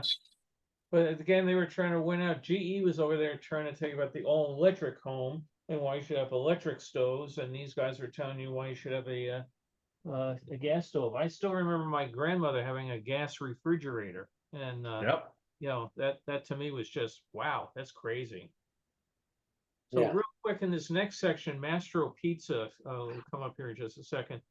Guy Vinny Mastro, they had a business selling pizza ovens, and evidently they were super efficient. And today they haven't been made in 50 years, but they're still very well sought after. But Mastro is I get a lot of things for magazines that are trying to do things about food. Beforehand, before 64, pizza was not a big food in the United States. That your local restaurant might have it, but it was not, you didn't have any chains or anything having it. So Mastro came out here, put this pavilion together, and I have the film on there where they show you that the making of pizza, and they flipped it up in the air and did all that. And he was trying to sell more ovens, and it became really successful. Unfortunately, he died really young, about 46 or something like that. And like I said, I digitized his family archives for him. But I have to get back and see if I can get back in touch with his grandson, I guess. Like, so there's the pavilion. You could go in and they'd make pizza right there for you. So did he ever open a chain of pizzerias or no? No, his whole thing was to sell you the oven so you could make your own chain. He had talked about doing a chain, but then he died again very young. Of course, then there were the wonderful Chef Boyardee Oh make yeah, home pizzas that were like a saltine cracker with ketchup on them. yeah, they were terrible. I don't know if they're the fountain of the fairs at night. I just love these fountains. They were one of my favorite parts of the fair. I mean, And they just don't do this anymore. no, it's all gone, all ripped out. This is I mean, one of the these best. current, they don't do this. No, Well, actually, Osaka, the one going on in Osaka right now apparently does have a fairly substantial fireworks and water show. The fireworks are actually, they're not fireworks. What do they use now instead of them? drones. Drones, yeah. Well, This was is really some nice. of the best fountain shots I've ever Yeah. seen. They're very good, you're right. Yeah, it was spectacular night. You had the roar of the water, the music playing, the fireworks noise, and it was just nice because the spray was it would still be warm at night, but the spray would just come across. It felt really nice. Randy, you know about the Wonderful World of Color, right? At California Adventure. Yeah, we have still yet to go see that. Every time. Yeah, I haven't seen it yet. I haven't been to Disneyland for about, my sister was still alive, so it's been probably about 3 or 4 years. Because anyway, it's spectacular, and they use laser. And this is, where is this now? In the park? Where is it? yeah, it's in California Adventure, and I think it's the largest fountain show in the world. Oh, But wow. Hey, boss, good to see you again. Where have you been, Bill? Our granddaughter is just absolutely in love with Mickey, and it's one of the first things she can say. So we figured she's been brought up right. yeah, I thought this came out pretty good for amateur film. Yeah, they really. Yeah, indoor especially. That's impressive as heck. I wonder what film he. I mean, it's Kodachrome, or did they make Ektachrome 160 in 8mm? They may have, but this is Kodachrome. Yeah. Well, it's the same guy that shot those night shots of the fountains, right? With the fireworks. And those were really good too. So he obviously had this, he knew how to set the settings on the camera right, for one, and then had good film. Right. Yeah. Something that's there we go. This last week was how all Disney fans canceled their Disney Plus subscriptions because Jimmy Fallon was taken off the air, and then they put him right back on, and apparently over 1 million people canceled their subscriptions, and they didn't come back afterwards. It's sort of like, well, what kind of messaging is that? Well, part of it about coming back is you can't get the deal you canceled. Let's see, where are these military police? See the armband? Yeah, now we know why they were there. They were after the clown. Yeah. Looking for Emmett Kelly. All right, General, it's time to come back to the base. You've had your fun. Yeah. Let's see what their armband says. I'm not joining. I'm not going back. And they're handling. Look, I'm unarmed. I don't have any guns. I'm unarmed. Well, and he had a phone. So they were listening. They had a phone in his jacket. Emmett Kelly did. Weird. Oh, there goes the smoke ring. Rare footage. Yeah. That from the cigar thing? General Cigar, yep. Yep. Mark Wilson's Magic Show. Was that Mark Wilson just? No, he choreographed it and trained about 6 guys to do it. Oh, okay. So his voice came out and announced what was going on, but he wasn't there. There's a great, big, beautiful tomorrow. Shining at the end of every day. Yep. Just without gas. Yeah. Well, the Festival of Gas is down the street. We don't mention them. Yeah.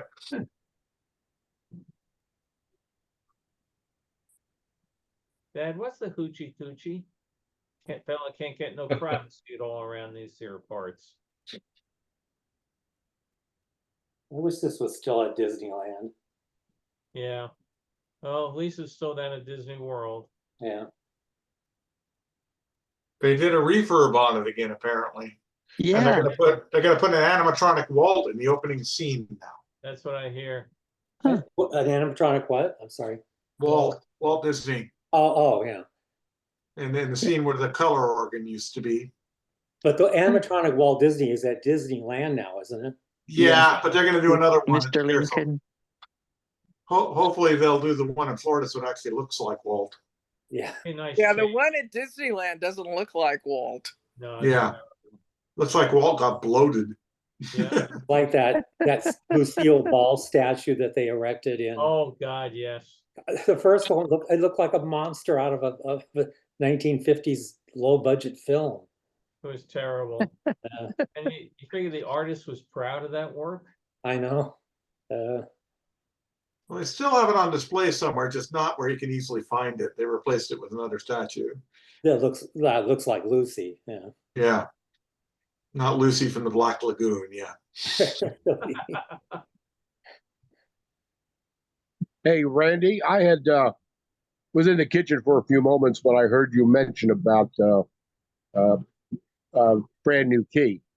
But I wanted to let you, now that I'm back, I wanted to let you know it was sung by Melanie, not Linda Ronstadt. That's truth. Oh, okay, right. Melanie had sang the song. Right. Now, how's this for the fair? I'm gonna go out and get myself some nice ravioli and meatballs. That's a combo you don't see very often.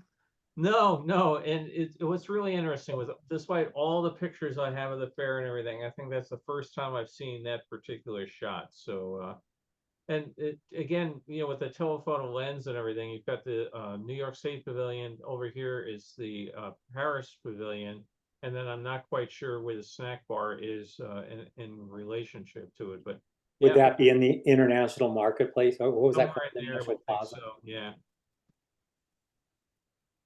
Well, Bill, actually, that sign, ravioli and meatballs, goes back to the comment I made last week about how often do you eat different food at the fair as instead of eating typical American food like hamburgers and hot dogs. Somebody's going to see that sign and go, ooh, if anything, they think maybe ravioli and meatballs is Chef Boyardee out of a can at home. So they're thinking, what an international flair. Let's go eat that. It could be. For somebody here from Taiwan, I've never had ravioli before.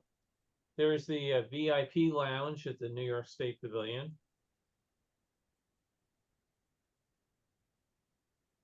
This footage jumps back and forth. There was earlier there was some 1965 footage. Now we're back to 64. Now, was the circus tent there both years? No, just there in 64. They had a very, very small tent in that area for 65, but it didn't look anything like the 64 one. I remember the log flume ride. That was the coolest thing as a kid, 12 years old. This was high-tech stuff. Wow, one person per log. Must be a slow day. Yeah. Wonder if that was one of Arrow's ones. Arrow made the first one. That was when they had the NBC special about the opening of the World's Fair and all that. That was the first time I'd ever seen a log flume ride. And I was This was really one of the amazed first by times it. it became big and popular. And after that, everybody had to have one. Yeah. This is the Dancing Waters exhibit. All done inside a big air inflated tent. And the music was all done in time with a pre-recorded tape.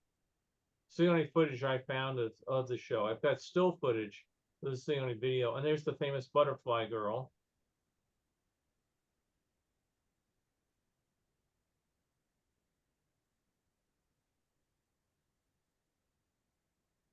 So it's always fun when something new shows up.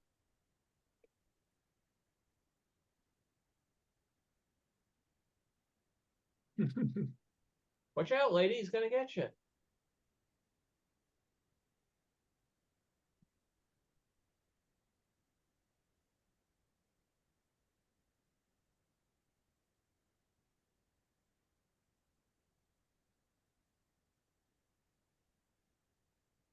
Bill, do you know if Avis was like a late addition to the fair? I know I've seen some maps, maybe put together a year before the fair opened, and it doesn't show it.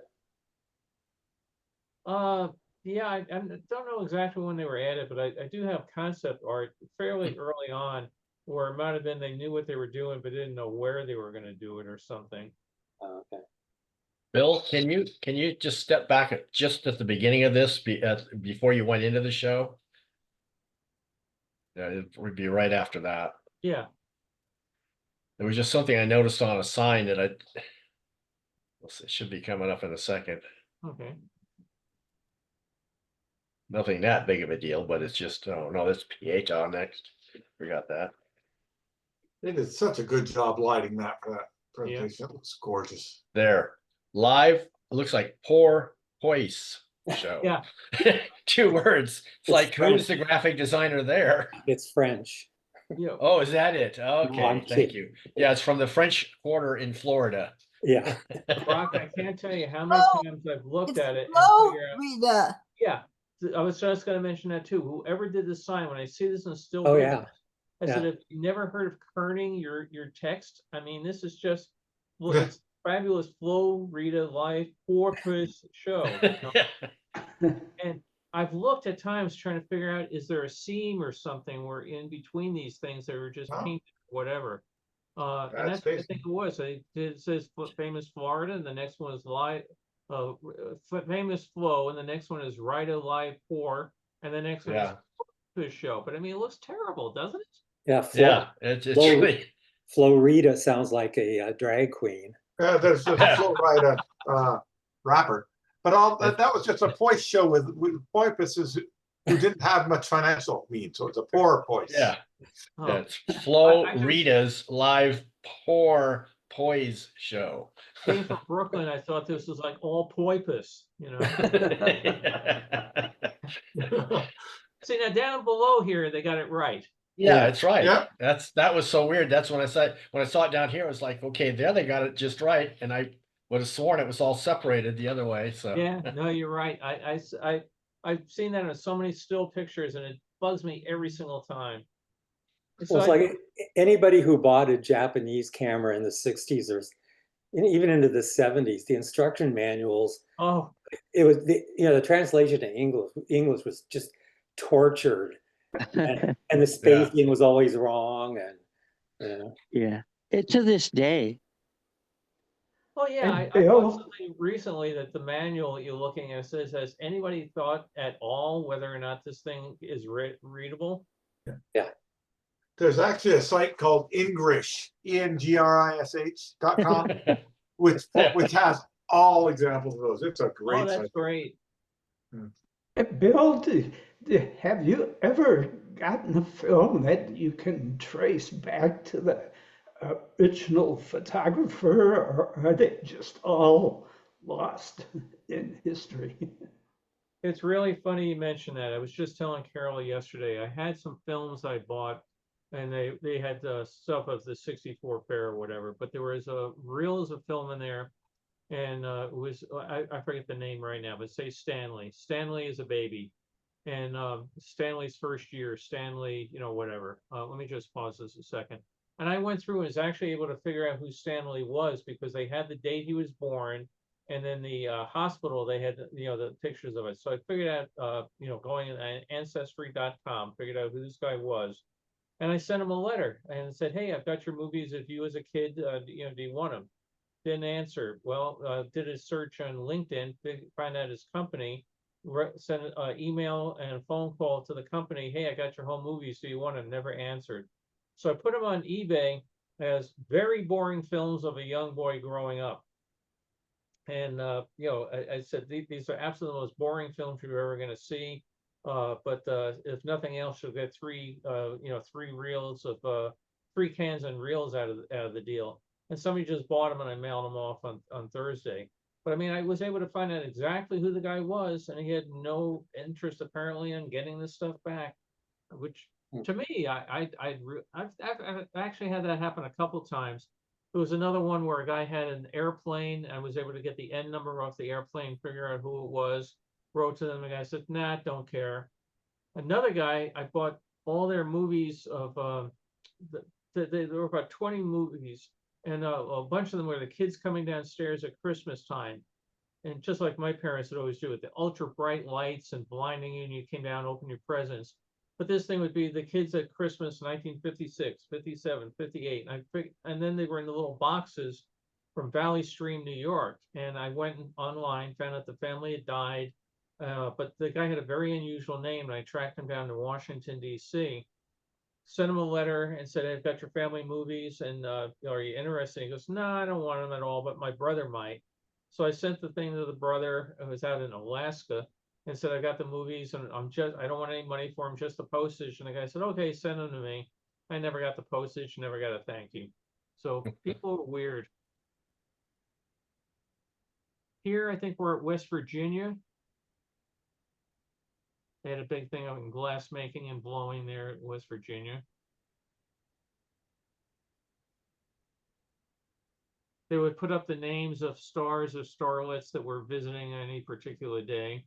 So now we're seeing inside the show, they'd recreate scenes out of South Pacific, Cleopatra, Gunsmoke, that sort of thing. So I just got a kick out of these people that, what was your job for the summer? Oh, I was Cleopatra. Gladiator. Hey, Joe, do you like gladiator movies? Oh, cheap shot. Oh, blood and everything. Yeah, it looks like it. I think the sword. Oh, now we do Gunsmoke. You talking to me?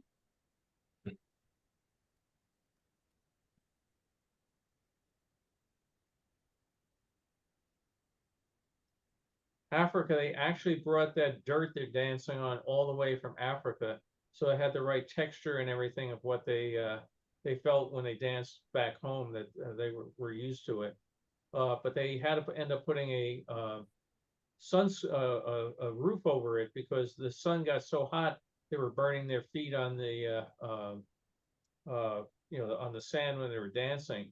And then somebody asked them, well, how come you don't burn your feet on on the sand when you're back home? And they said, we don't dance during the day. We do that here for a living.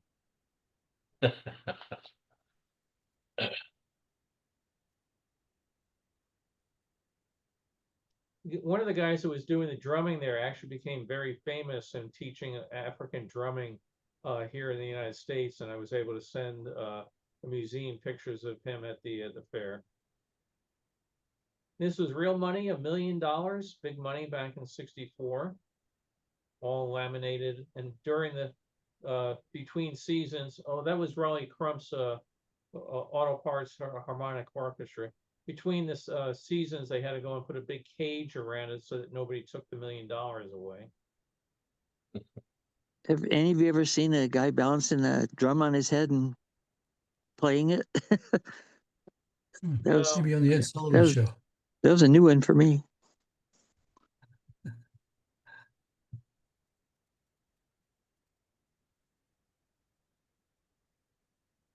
Lowenbrow in '64, they just had a stage. In '65, they put a roof on it. After the fair, when they had a giant auction, a guy from Connecticut bought the team of horses. Brought it, they said, as a present for his wife. I hope she liked horses. Ferris wheel was running.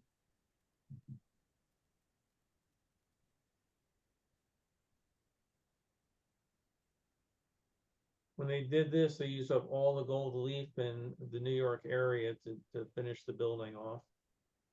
Thailand. You know, say that looked like it must have been an overcast day because the gold wasn't very shiny. I always thought it was just gold paint. Nope, they actually used 24 karat, 18 karat gold leaf. You can see the GE Pavilion roof changing. Pretty.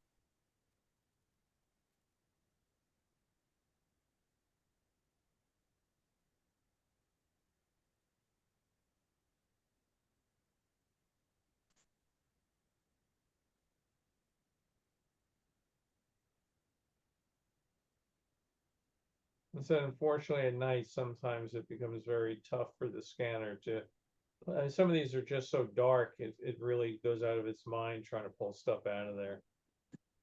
Beautiful. Hell drivers and General Motors. AMF monorail in Florida. Hey Beth, did you ride that new Skyway in Disney World? No. That's We been around didn't. for a while, hasn't it? The Skyway between Yeah. the roads? Yeah. It's nice. Works well. Down for Looking forward to rehab it. right now, I believe. Tower of Light. Yeah, thanks to whoever mentioned the Disney World discounted their prices while we were on here. I actually put in a quick call. That's why you saw me disappear. And I got my prices knocked down $500. So I appreciate it. Whoa! Great. But that's for 2026, right? That's when I'm going. Yeah, February Yeah. 2026. Yeah, it doesn't take effect till January 1st. So Yep. But yeah, Yep. that was a significant bump down. How many people? Well, I John, how guess many- Don's buying us all lunch today. Yeah. How many people are you taking to Disney World? Just me and my wife. Oh, and you're saving Just me. $500. Wow. I thought you were like taking, grandkids and everything. Okay. Oh, and what if you're resort? taking a large number of people, you'll save a lot of money by rebooking if you can go in February. Yeah. What resort are you going to stay at? We're actually staying at the Old Key West, one of the deluxe villas. Okay. We've never done it. We always wanted to try it. So Is that a Disney property? yeah, Old Key West. That was their first DVC way back in the world, and they're much larger than anything else Disney has, and they're cheaper because Yeah. they're not as close. Yeah. Here's the next section I Right. was looking for. If anybody can identify this circus. Ladies and gentlemen, boys and girls. Dumbo. There's a trained zebra, so I guess they got him. Yep. He's got his buddy is his friend the elephant. I guess if we tie him to the elephant, he's gonna go wherever the elephant goes.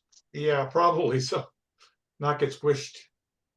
It's got to be one of the major ones with 3 rings. Clown. Oh, Yes. funny. Well, I've seen that. Was that Dolly? Was that Dolly Parton? Yeah, it was her. Yeah. I've Florida seen surgeon. that clown before. Looks like G.I. Joe clowns. My guess is Ringling Brothers. I was gonna say, I would think this would be Ringling Brothers because they had the biggest circus going at that time. Yeah. And didn't they winter in Florida?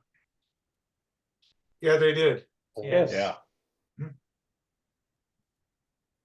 a matter of fact, the area where they wintered, they tried to turn them into a theme park. That didn't last very long. Yeah. Later became Boardwalk Baseball and then died. Yeah. Ouch. Ow. Gonna dislocate her shoulder. I was going to say my shoulder's hurt right now. Man. Hey, I do know a guy that was a member of the Ringling Brothers Circus. I'm gonna get this to him and see if he, because his relatives did this forever. Gonna see if he recognizes any of them. I had some footage of his family at the theme park in New York, and they were just thrilled to get it. Cool. Yeah, that acrobat we were seeing a couple of minutes ago, she can now reach down and massage her feet without bending over. Yeah. Yeah, either that or she's had multiple shoulder replacements. Yeah. Heck, she can probably reach back and massage her back.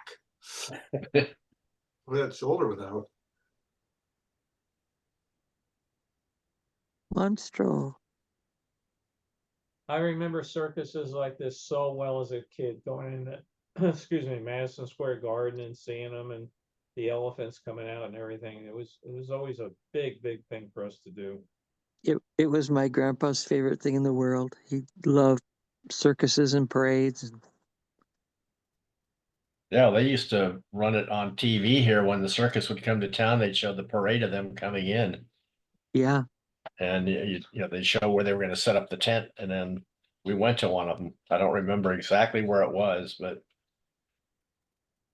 Well, one year my dad was able to get passes that we were able to go backstage and meet a bunch of the performers and feed an elephant and stuff. And boy, we just thought that was the greatest thing in the world. It smelled sure. like heavens down there because of all the animals, but it was just a real kick to be able to talk to real circus folks. Did I ever tell you about the time I was in Sparks, Nevada? It was like probably at 2 o'clock in the morning. I was on my way to appointment in Fallon. So I'd rented a car, and I just basically barely gotten on the road. And I look up and there's this elephant running straight at me down the main drag. And Nevada? and I of course stopped, and then all these circus people came running behind it, but it was a baby elephant and he'd escaped from the circus. Wow. But I was rubbing my eyes like, what? Am I hallucinating? Disney actually did a show about that, about a circus truck that crashes and the animals get out. If you go online and search about circus train crash Potsdam, New York, that's the town where I went to college. And somewhere in the 1920s, a circus train did derail. And they were all over the place. They were like, has anybody found the elephant yet? Yes, but we're more worried about the tigers. And the whole town, people were calling up. I mean, hanging by her hair as she's juggling. But people were calling the police department. There's an elephant in my backyard. Yeah, okay, Mrs. Smith, stop drinking. Yeah. No more Manischewitz for you. Yeah. Yeah, that reminds me of Toby Tyler. That was a fun movie. Oh yeah. But there's actually a New York State, historical marker about on this spot, on this date, this Wow. train crashed. Wow. There's a town in Texas called Hutto, and their mascot is a hippopotamus in the middle of central Texas. And the reason was that a circus train stopped to refuel, and a hippo decided to let himself out. And he found a local creek, a thing called Brushy Creek, and set up shop there. It took him like a week to get him back. Oh wow. So he's now the town mascot, the Hutto Hippo. When I lived in the northwest Chicago suburbs one year, a baby elephant got loose from the circus, and one of my coworkers was late to work and told the boss there was a baby elephant blocking traffic, and the boss wouldn't believe it until he brought in the newspaper article. 10 years ago, we had a thing out in Simi Valley, California, where somebody called up and said, there's a tiger roaring outside my house. And police, sure. And then they started getting 4, 5, 6 calls about a tiger. And they came out, and it took about 2 weeks to find it. And evidently somebody had a pet tiger that had gotten away, and they had never, because it's illegal to have a pet tiger unless you have a license. And evidently it got away, and they never called up and said it was theirs. They finally did trap it.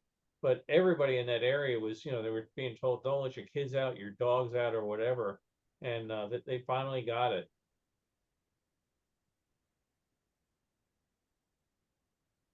God, look at the number of elephants. Yeah. Well, this was a big production. Look at the number of people here and everything. And I was thinking this guy spent a fortune back in this period of time to shoot all that footage. Oh, there you go, Wayne. How's that one for you? The old NBC Peacock. Yep. It's this program brought to you in the living color. And there we go. Yeah. This guy's a guy after my own heart. And when you post this on YouTube, I'll have to go back and look and see if that's a genuine RCA set or not. Yeah, one day at Teton Marsh. Have to find out when that was shown on television. She was originally. a book that would tell us that. I obviously have all those dates, but I got a kick out of this whole thing, and the guy must have really been a big Disney fan to go and photograph this. Obviously, you got the flicker because of the difference in the frame rates, but wow, this guy was really into his Disney stuff. And the color isn't bad for an old color TV. Is No. this Sammy the Otter? No, this is One Day at Teton Marsh. Oh, okay. Thank you. Sorry, you James said that. Bowder production. A really neat film. I wonder if this gave the guy the idea to invent the DVR. This is the original version of the DVR. Well, I took some movies of things like, John Glenn on TV and that sort of stuff. And it's really hard, I mean, the guys that did the kinescopes knew what they were doing. They would try to synchronize it better. But this flicker, this one turned out better than I expected.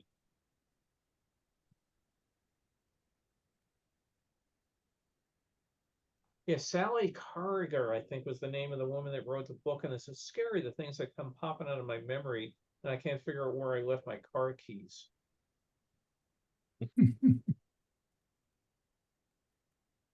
By the way, there is a Circus World Museum in Baraboo, Wisconsin. And if by chance you ever find yourself up that way, it's worth a visit. Uh-oh, she's showing some leg. And she's got a gun. I wonder what the hell they're doing here.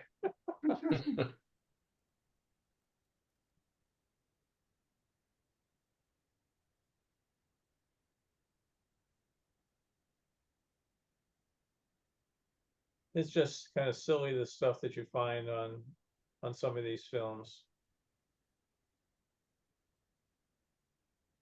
There's the Derringer. You must see some real interesting things. Yeah.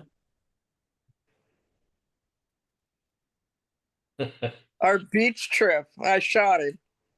That was clever, I thought. That was very clever. Yeah. No, Almost that- looked professional. Stop motion sand. my guess is that was bought. I think there were companies that sold little titles like that you could clip into your own. Oh, Okay. Yeah. That was Mercury, I think. Otherwise, that would be a lot of work for him. Stop motion to do it. Yeah. Yeah, because what I used to do, we had a big piece of scrap plate glass in the garage, and I would cut out of my mother's contact paper titles and put them on the piece of glass and then film it, for a movie. Right. They would look pretty good, but my mother would be after me. You used up all my contact paper. The woodpecker. My mother would be yelling, "Did you use my good scissors?" Yeah, I get that too. Right? Yeah. I can never understand why it was bad to cut paper with certain scissors. Yeah. But my mother had very strict rules. Those are fabrics scissors, not paper scissors. I mean, okay.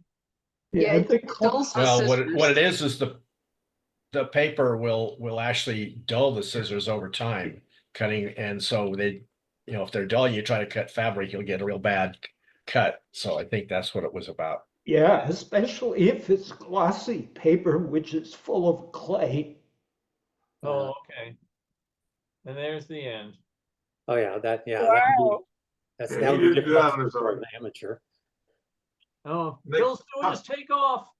They caught a small plane back home, apparently. Very Radio small control. plane. Very small plane. Well, they shrunk down to the size of their guns so they could fit in it. Ah.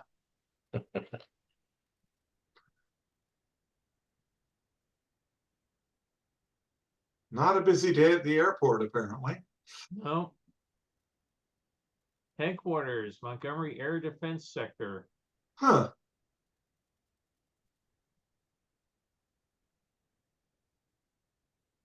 So it'd be Montgomery, Alabama. That would probably be it. Yeah, probably. Let's see what else we have here. All sorts of Disney films I did. All right, let's try. It looks like a NORAD base. Yeah. Did. So here's one where the sprockets are still there. And again, I will crop that out later on. But I wanted to try to get as much of the areas as possible. That base closed in 1966. Oh, okay. See how clean the brass rail is? Brass rail's nice and white. Not a very crowded day, that's for sure. No, unlike one of the other ones where it was just packed, this one's really pretty empty down there. This is 65, you can tell because of the paint job on the Chrysler building off to the side there. Well, also the towers for the Skyway, weren't they painted then? Oh, yes, right. Yes, you're right. Yeah. Remember when they were trying to consider having the Unisphere rotate? They at one point were hoping to do it, but then they decided it was just mechanically impossible with the weight. Just for the weight and size of it.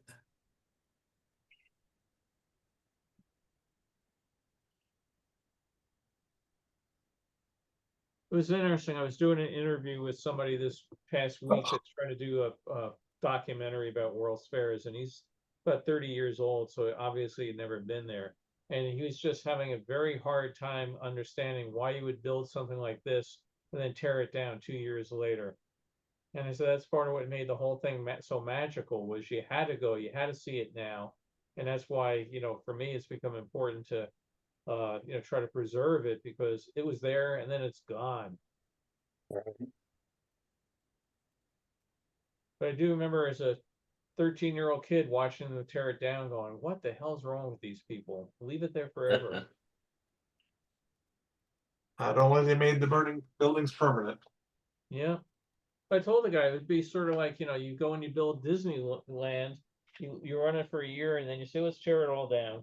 That's how monumentally hard to understand what World's Fairs are all about, that they're very transitory in time.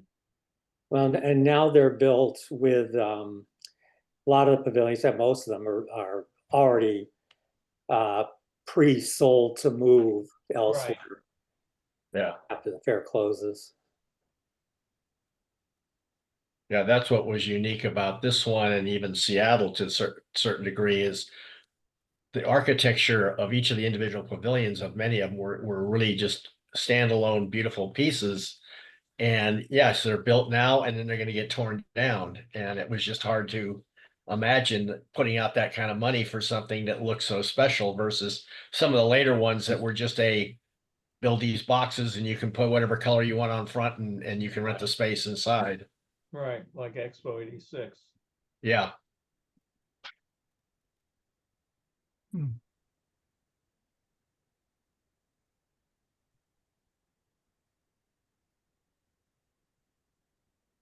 Before I forget, in case anybody is interested and wants to write it on their calendar, I'm going to be giving a 2-part talk for the Adventure Club of New York on the Seattle World's Fair.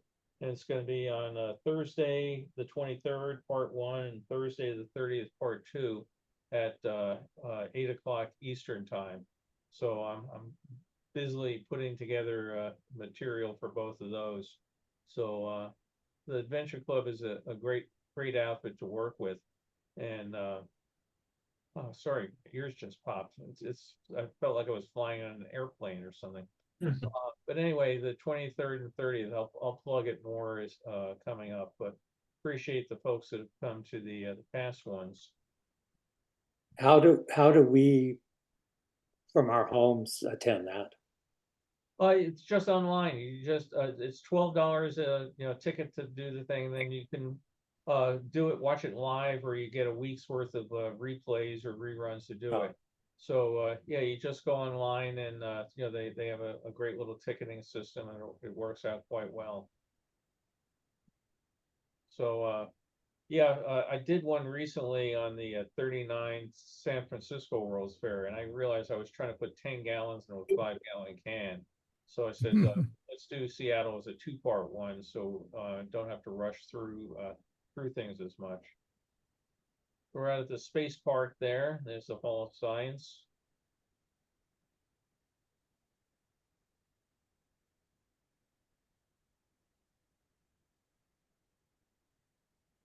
That's a real Mercury capsule that actually been launched to test the escape rockets on top, which when they didn't realize, and for years it sat there with pigeons on it, and when they took it down to refurbish the space park, they were astonished to realize it was actual space, flown Mercury capsule. The Gemini was just a mock-up. It hadn't flown yet.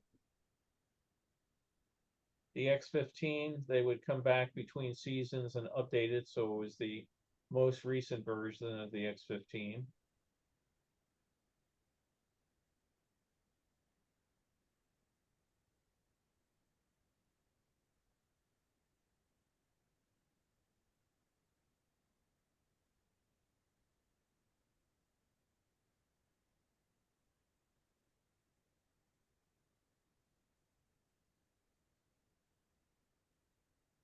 Interesting from that angle, it almost looked like the Uniroyal tire was part of the Chrysler presentation.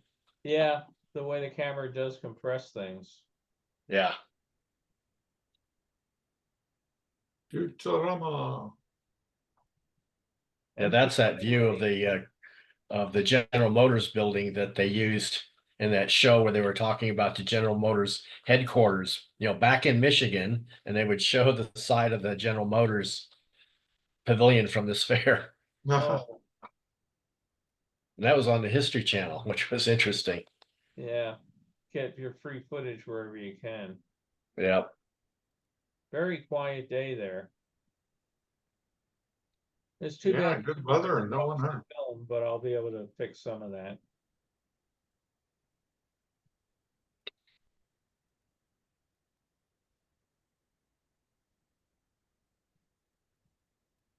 You can always tell when you come up to a real change when all of a sudden you start getting light foot, bleeding over.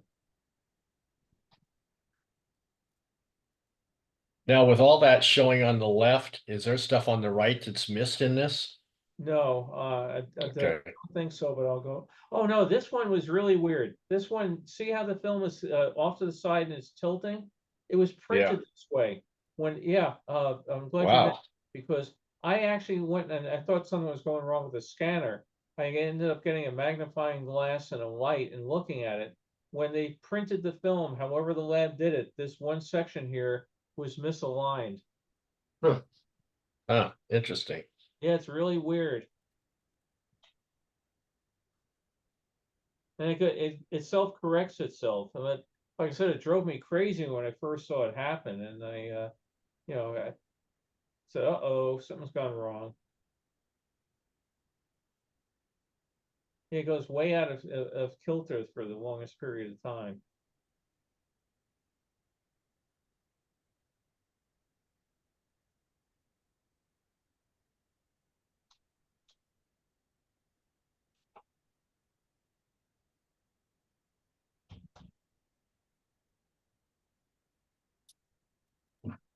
Okay, doing the Adventure Club presentations is interesting because there's no two-way interaction between the presenter and the crowd. You're just talking, and normally if you're giving a talk like this, we can talk. I can stop the film, go back, or whatever.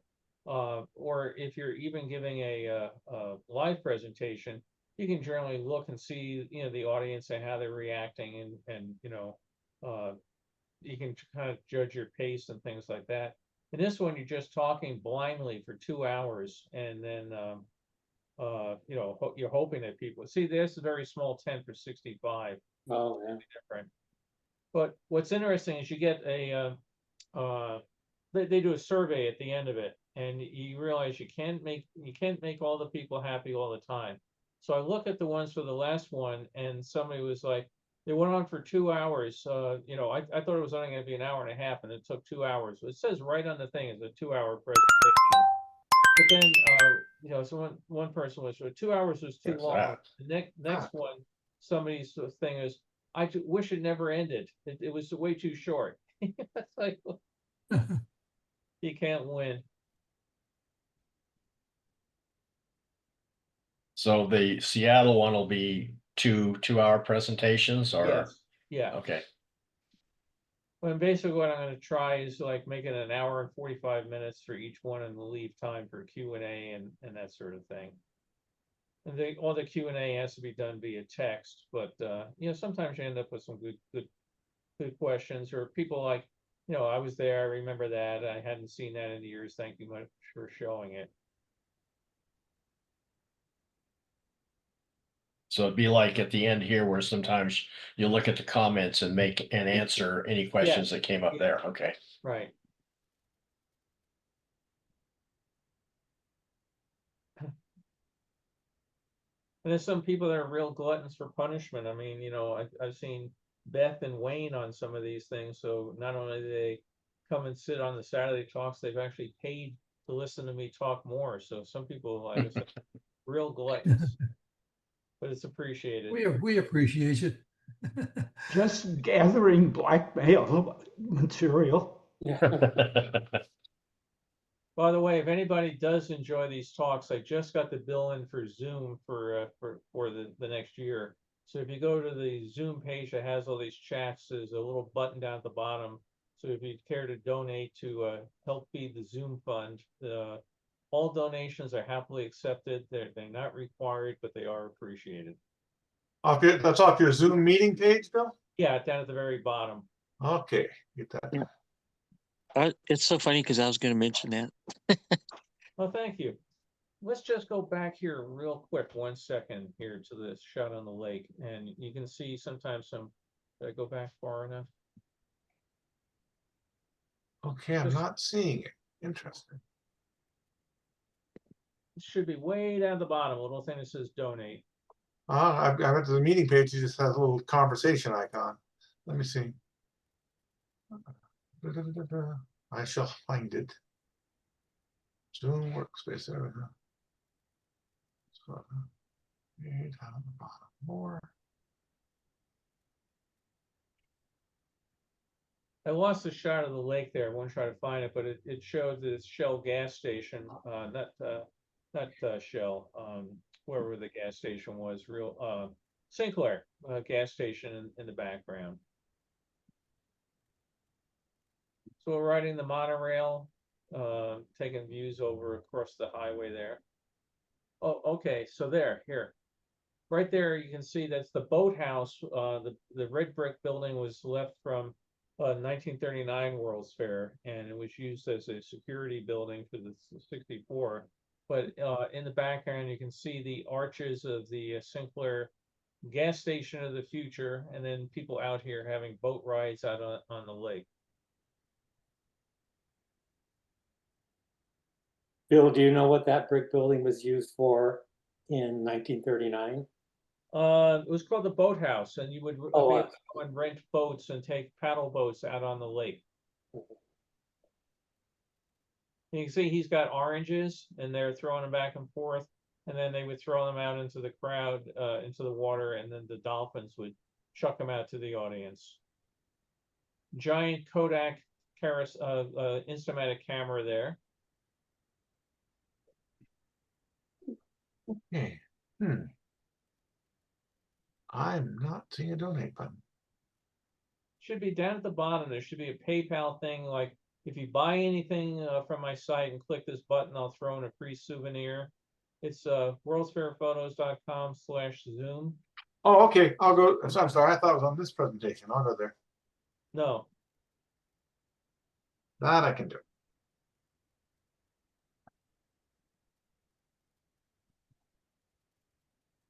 Yeah, like I said, I'm glad to do these as a labor of love and appreciate the people's interaction. It's just the bill came this month, and I said, "Oh yeah, that's right. It's that time of year again." Well, you've only been doing this for 5 years, Bill.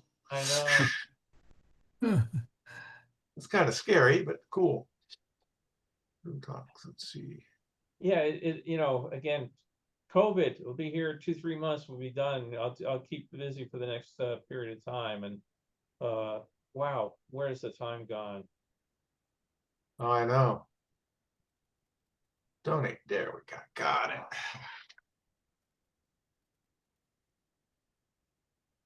I really want to thank you, Bill, for having this on for the last 5 years. Oh, yeah. It's been wonderful. It really, really wonderful. Thank you. Oh, thank you. I appreciate that. My big feeling is why collect all this stuff and just save it? If you can share it with people and other people get some enjoyment out of it, that makes it that much more, valuable to me. Oh, here we are for Wayne, the RCA, see yourself on TV. And there's the guy filming himself on TV. It's kind of surprising a lot more people don't sign up for your talks every Saturday. They're Yeah, I missing think a a lot of lot. people have things to do. They generally get about 50 or so people watching them online later. So I think a lot of people, you're busy, particularly in summer. Go-kart rides, that was a big thing for 65. If you're busy, there's Mastros again. You can catch up with it later on. Yeah, I typically have camera club stuff on Thursdays, so having a replay makes it worthwhile. Yeah, and again, Wayne, I really appreciate some of the things you found or some of the answers of, when was this done or that done? Like last week we were talking about, I don't think I answered your email about houses with rocks on the roof, and Wayne looked it out and said, yeah, it's a big thing in the American, West to hold the roofs down during high winds. The demonstration center, which was the Hall of Education, about the dullest pavilion at the fair in 64. Thank you, Beth. Appreciate what you just sent.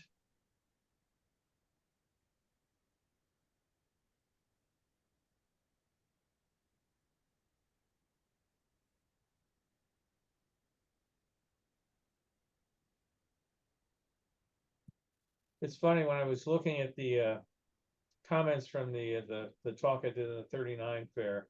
Again, you can't make everybody happy, but sometimes you wonder. There's one that was there. It says, really appreciate this talk. And Bill Cotter has said, "Oh, there's some nuns." Bill Cotter has such a pleasant speaking voice, and I always hate hearing myself. I figure that's something I had in common with Walt Disney. He hated hearing himself too, but. I think everybody hates hearing themselves. Yeah. Yeah. Yeah, because your own voice sounds so different to you, and then when you Yeah. hear it, you go like, "Wow, is that what I really sound like?" Yeah. Oh, it's awful. When I went I to, thought I had this deep baritone voice. when I went to flight attendant initial training, we all had to do, read the announcements, and they recorded them, and they, so you're too nasal, you're too this, and I was like, yeah, I'm like the king of nasal voices. I would answer the phone at work, and sometimes they thought they were talking to a man. I mean, I have a real strange low voice. My dad brought home a tape recorder when I was about 10 years old, which was, that was high tech stuff. And he worked for a Japanese company, and they were importing these tape recorders. And we had such a fun of listening to ourselves. And my parents, it was like something out of the skit on the, Dick Van Dyke Show, recording people at the party and playing it back. And I don't sound like that. Yeah, you do. I have a press photo of Queen Elizabeth listening to her voice on the telephone at the Science Museum in Chicago. And wow.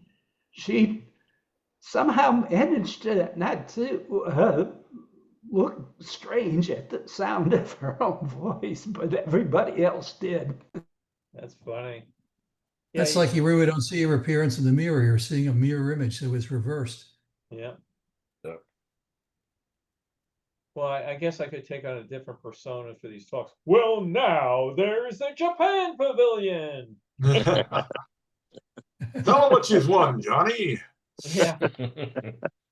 We were just watching an episode of Friends last night where Ross is doing that. We are going to play the game. They go, would you just stop that right now? It's like the newscasters on TV. Is that their normal, real speaking voice? I doubt it. Yeah, actually some of them go to school to learn the whole, what they call, mid-Atlantic pronunciation, to get rid of any local dialects or whatever.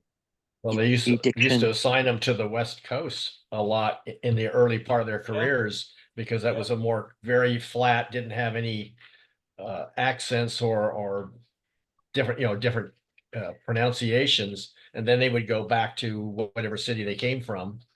Especially if they were going to be going on national stuff, they wanted to have them all sound the same.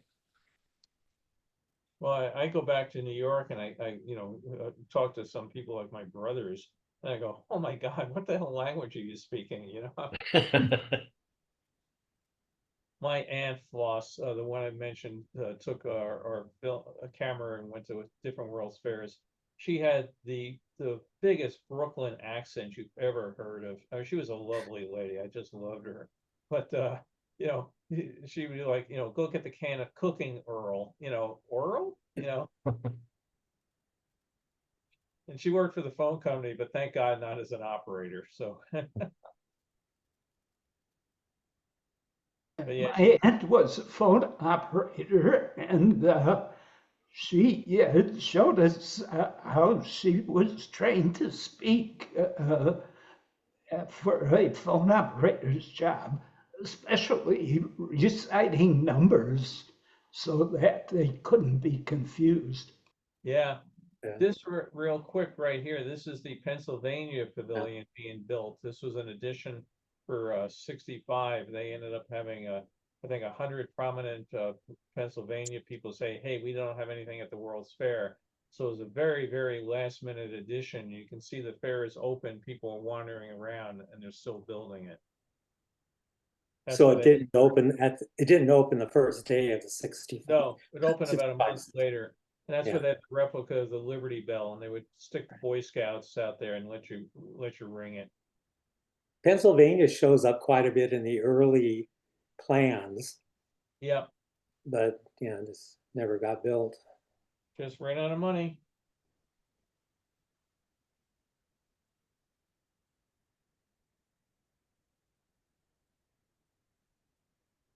I have a friend whose architectural firm built the new exhibit for the Liberty Bell. I guess I say new, it was probably 20 years ago now, but Where was it? Philadelphia? yeah, Philadelphia. That little glass house they have it in. Yeah, Yeah. very nice. You know, it's funny how you say new. We had when the 94 earthquake hit, we enlarged the house, and I had this split into 2 air conditioning systems, one upstairs, one downstairs. And this upstairs system last year started acting up. So I called the guy, and you know, he came out to fix it. And he said, "Which of the systems is it?" So it's the new system in the new garage. So the guy said, "You said new?" And I said, "Yeah." He goes, "They haven't made one of these things in 20 years." Yep. And I was like, okay. And he says, "They haven't made parts for it for 10. So, okay, I guess now we'll get the new air conditioning system." Yeah, that's like I remodeled my kitchen this has been about 17 years ago now, but of course all the appliances are going. And they're amazed that, even the dealers will say, "We're amazed it lasted that long." Yeah. But I'll say, "Yeah, I've only had this thing for a couple of years." Then I pull out the receipt, and it's like, "Oh, never mind." Yeah. But I will still say to Carol, like, you know, she'll say, you know, "What do you know where so and such is?" I said, "Oh, go look in the new garage." You know, and you start realizing that was 1994. We're talking 30 years ago. My God. I once met an elevator repairman on a business flight, and it was like, why is an elevator repairman flying to a job? And you talk about how new things are. It seems that every new building has a different variation on the elevators and control systems. And when they have something go out on a building that's more than 5 years old, they have to scrounge around for jury rig parts to get the things working again. Yeah. Yeah, years ago, I worked for a company called Digital Equipment Corporation, and we repaired computers and that sort of thing. And one of our customers was Arco, the gas company, and they operate a fleet of tankers that would bring oil down from Alaska. And they had a local area network on the ships that they backed up to a tape drive, and the tape drive started wearing out, and they hadn't been made forever. And we went to Arco and said, you know, we can't get these things anymore. They don't make them anymore. So you ought to put new ones on the boats. And oh, no, that takes the boat out of service. You can't do it and everything. So I actually would put out a bounty to people to go to swap meets. And if you bring me back one of these tape drives, we'll pay you $100 for it, and then if you can get it for $5, you can keep the other 95. So we had all sorts of our field engineers just going out to every electronic swap meet you could get, and that was the only way we could keep the damn tankers going. Then Arco also had a guy that they had a system that was written for Windows 3.1, and it monitored the pressure in their pipelines. And now we're taking them all the way up to something really brand new. I think Windows 95, and his application didn't work in Windows 95, and he absolutely refused to write it. He decided that at some point he hated Microsoft and didn't want to ever rewrite it again. So we kept having to tell these guys, man, when this computer dies, your pipeline is going to go offline. So they finally, after about 2 years, found somebody else to write them a new pipeline control system. But it was scary to think that these high pressure petroleum pipes, running under Long Beach or whatever, running under Windows 3.1. Hey, Randy, did you see in the news about this the explosion, Chevron explosion? I did, Yeah, I yeah. saw that. My sister-in-law lives 2 miles away. I mean, Wow. she heard it and saw it. Yeah, I didn't hear anything or see anything, but Yeah, I was just wondering where you were, if anything was, I mean, they showed it on the Mount Wilson camera that the thing showed up. I mean, that was a hell of a fireball. Yeah, So now your gas prices went up. You're Yeah, paying more I'm for saying. gasoline than she lives real close to it over there in El Segundo. It really worried her. Well, that would scare the crap out of me. Yeah, that You're would probably scare maybe- me too. you can feel the heat from your house. She never said anything about that. She did post something soon after it happened. She said she couldn't see any flames, but a lot of smoke. So I don't know. But anyway, she lived really near it. Every time we drive over to her apartment, we pass it. So Yeah, I'd be worried about the stuff you can't smell sometimes. yeah. And they say it's still going. So I Yeah. don't know what they're gonna do. I really don't. I love these night shots. They're beautiful. Yeah, they came out well. Where he had overexposed during the day, the night came out okay because he obviously hadn't changed it. now, in that seat of the Unisphere that just passed, looked like all the European capitals were lit, but nothing on the other side were. Might have been just the way the light was hitting it. Yeah. Well, as we say farewell, the sun sets on our visit to New York. All those travel logs. We say goodbye to our friends here in Pago Pago.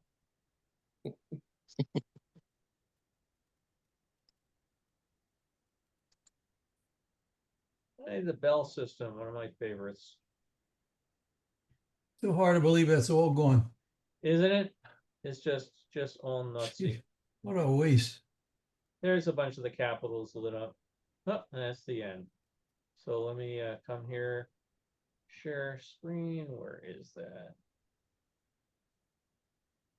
Well, I can more than one way to skin a cat. There we go. Let me see what's here in chat.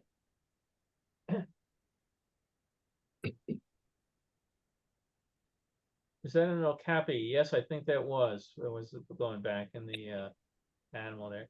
Florida is a rap artist. Yeah, that's true. That's right. Yeah, it's just like there's a William.B or something. Yeah. Oh, and thanks, Beth. Beth put the links in there for the Seattle World's Fair talks that are coming up.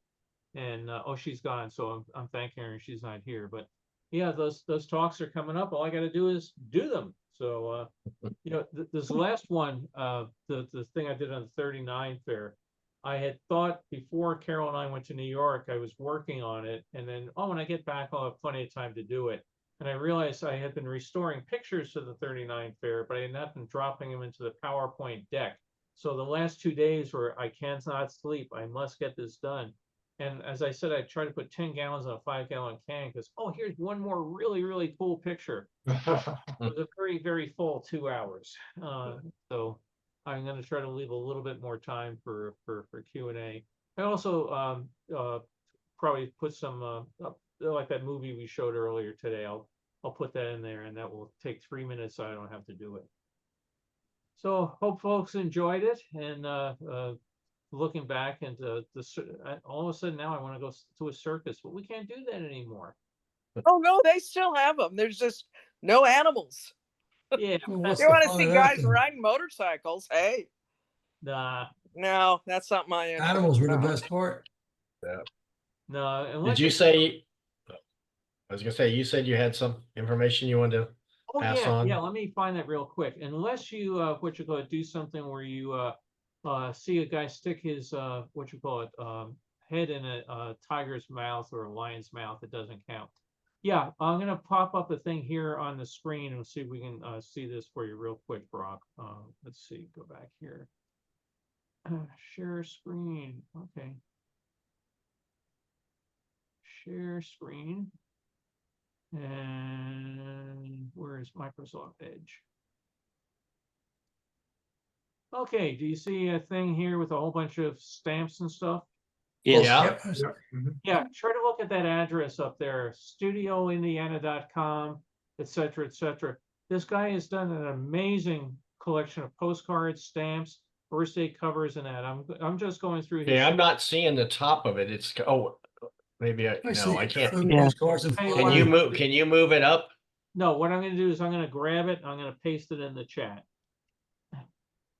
Oh, okay, just that, Just real, and I real can quick, copy let me- that.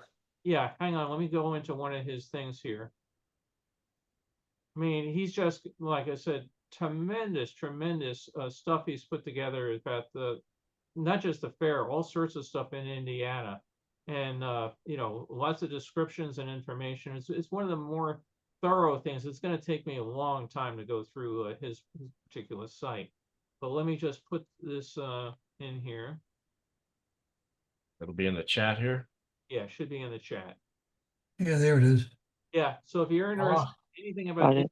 the World's Fairs, postcards, things like that, he put it on the Facebook page that I do on the 33 Fair. Very, very well recommended. That he's like I said, I just was looking at this morning and going, wow, if I thought I knew stuff about that fair, this guy has done a job and a half. So, Okay. recommend- Just something else I wanted to just share with the group here. I came across this when I don't remember when I was looking at some films on space exploration. And I don't know why this came up in there, but it was something in the background. When I read it, I went like, that's a very interesting quote. And I just thought this group might enjoy it. It says, when people think about time travel to the past, they worry about radically changing the present by doing something small while they are there, you know, the butterfly effect we've heard of. But few people think that they can radically change the future by doing something small in the present. that's very, Something to think about. yeah, That's true. That's very true. You know, something small today might be something big in the future. We may not be around to see it, but it's just like everybody worries about time travel. And if you go back, one little thing could change the whole world. One little thing you do today might change the whole world. Just keep that in Exactly mind. right.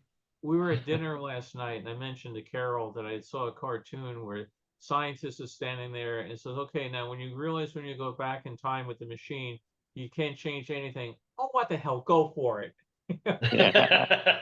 So I was mentioning to Carol, there's a really interesting book out there. I think it's called The Man Who Folded Himself.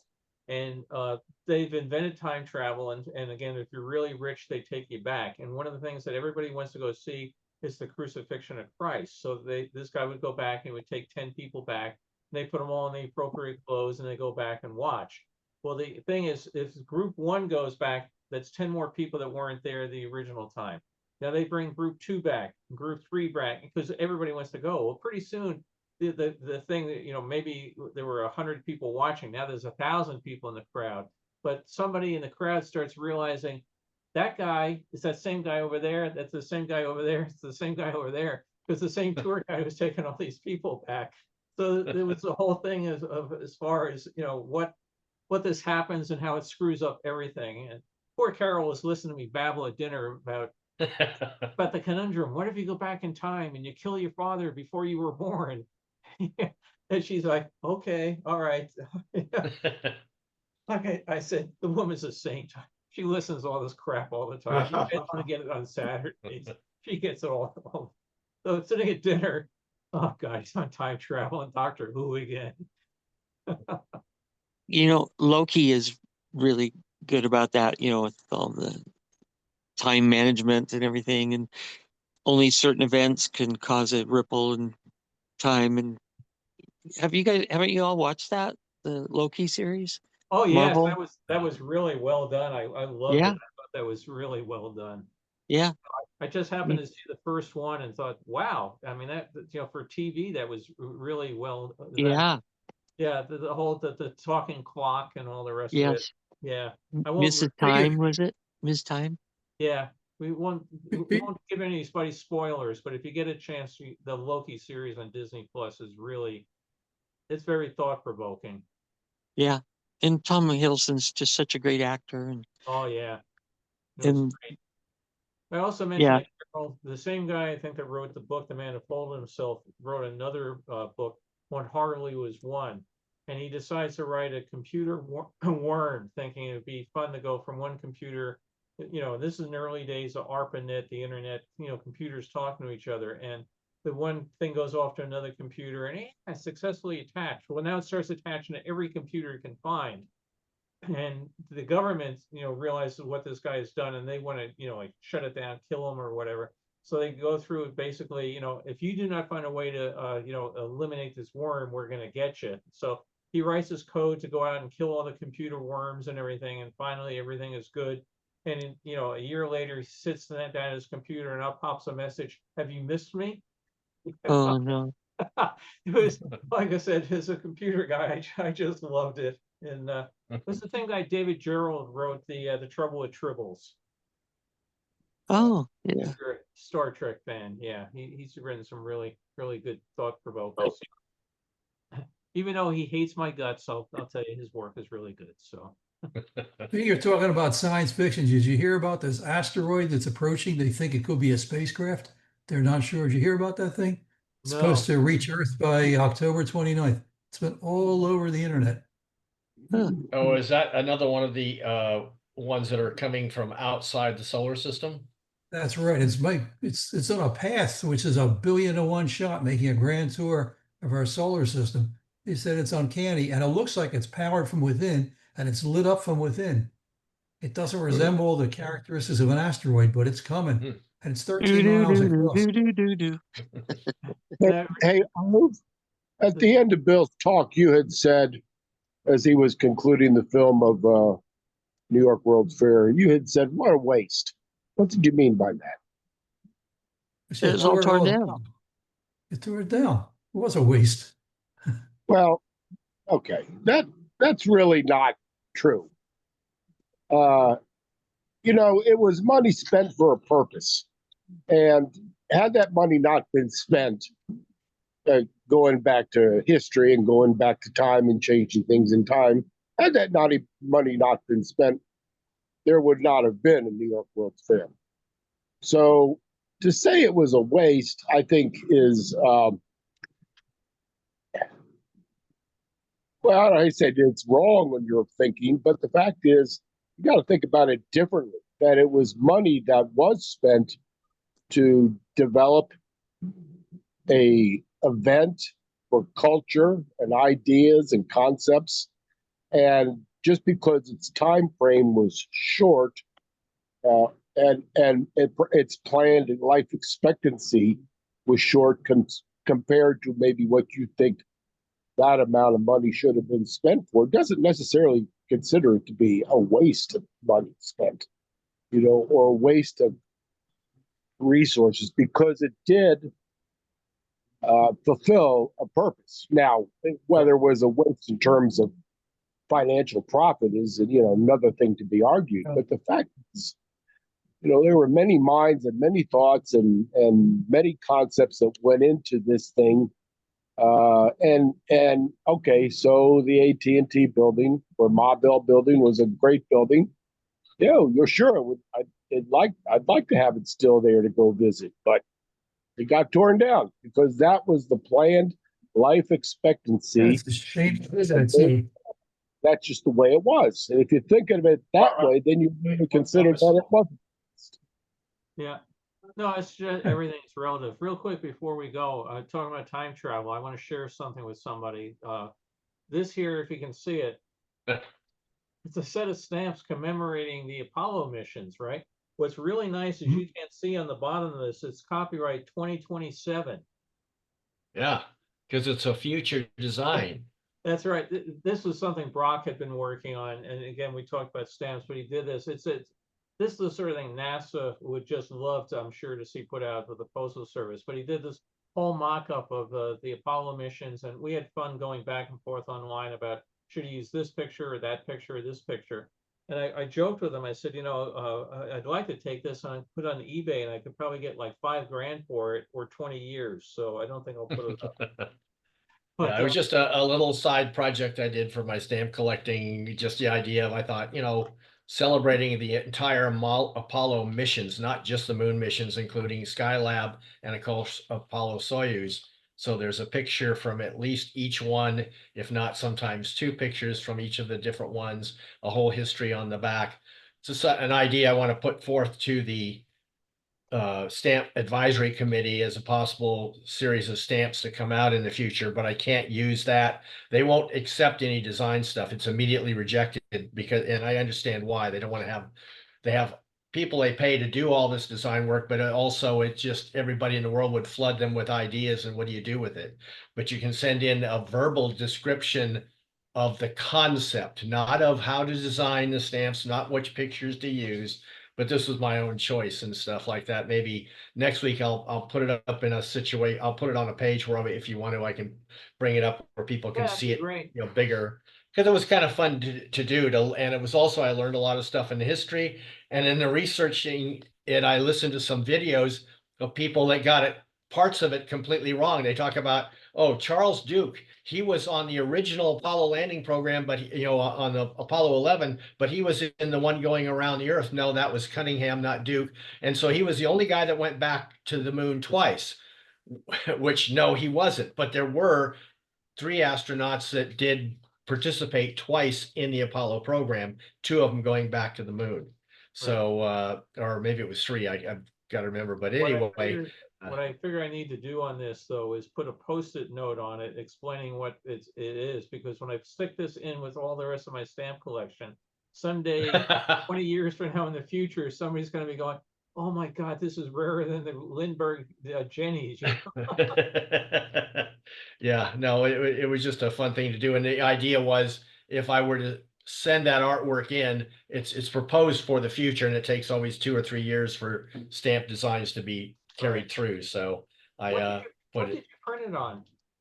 It's printed on a double-sided matte finish inkjet printer paper that I found. I can't remember the name of the company. I can give it to you, but it's I was looking for that because I wanted to print it on both sides, and most of the single-sided one has printing on the back of the name of the company or whatever, their logo, and I wanted something that was specifically for that. So yeah, because I was thinking of printing something. Let me see if I have a sample of it here. One second.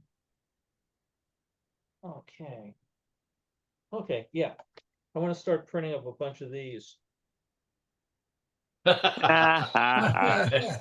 It's been done. Good luck.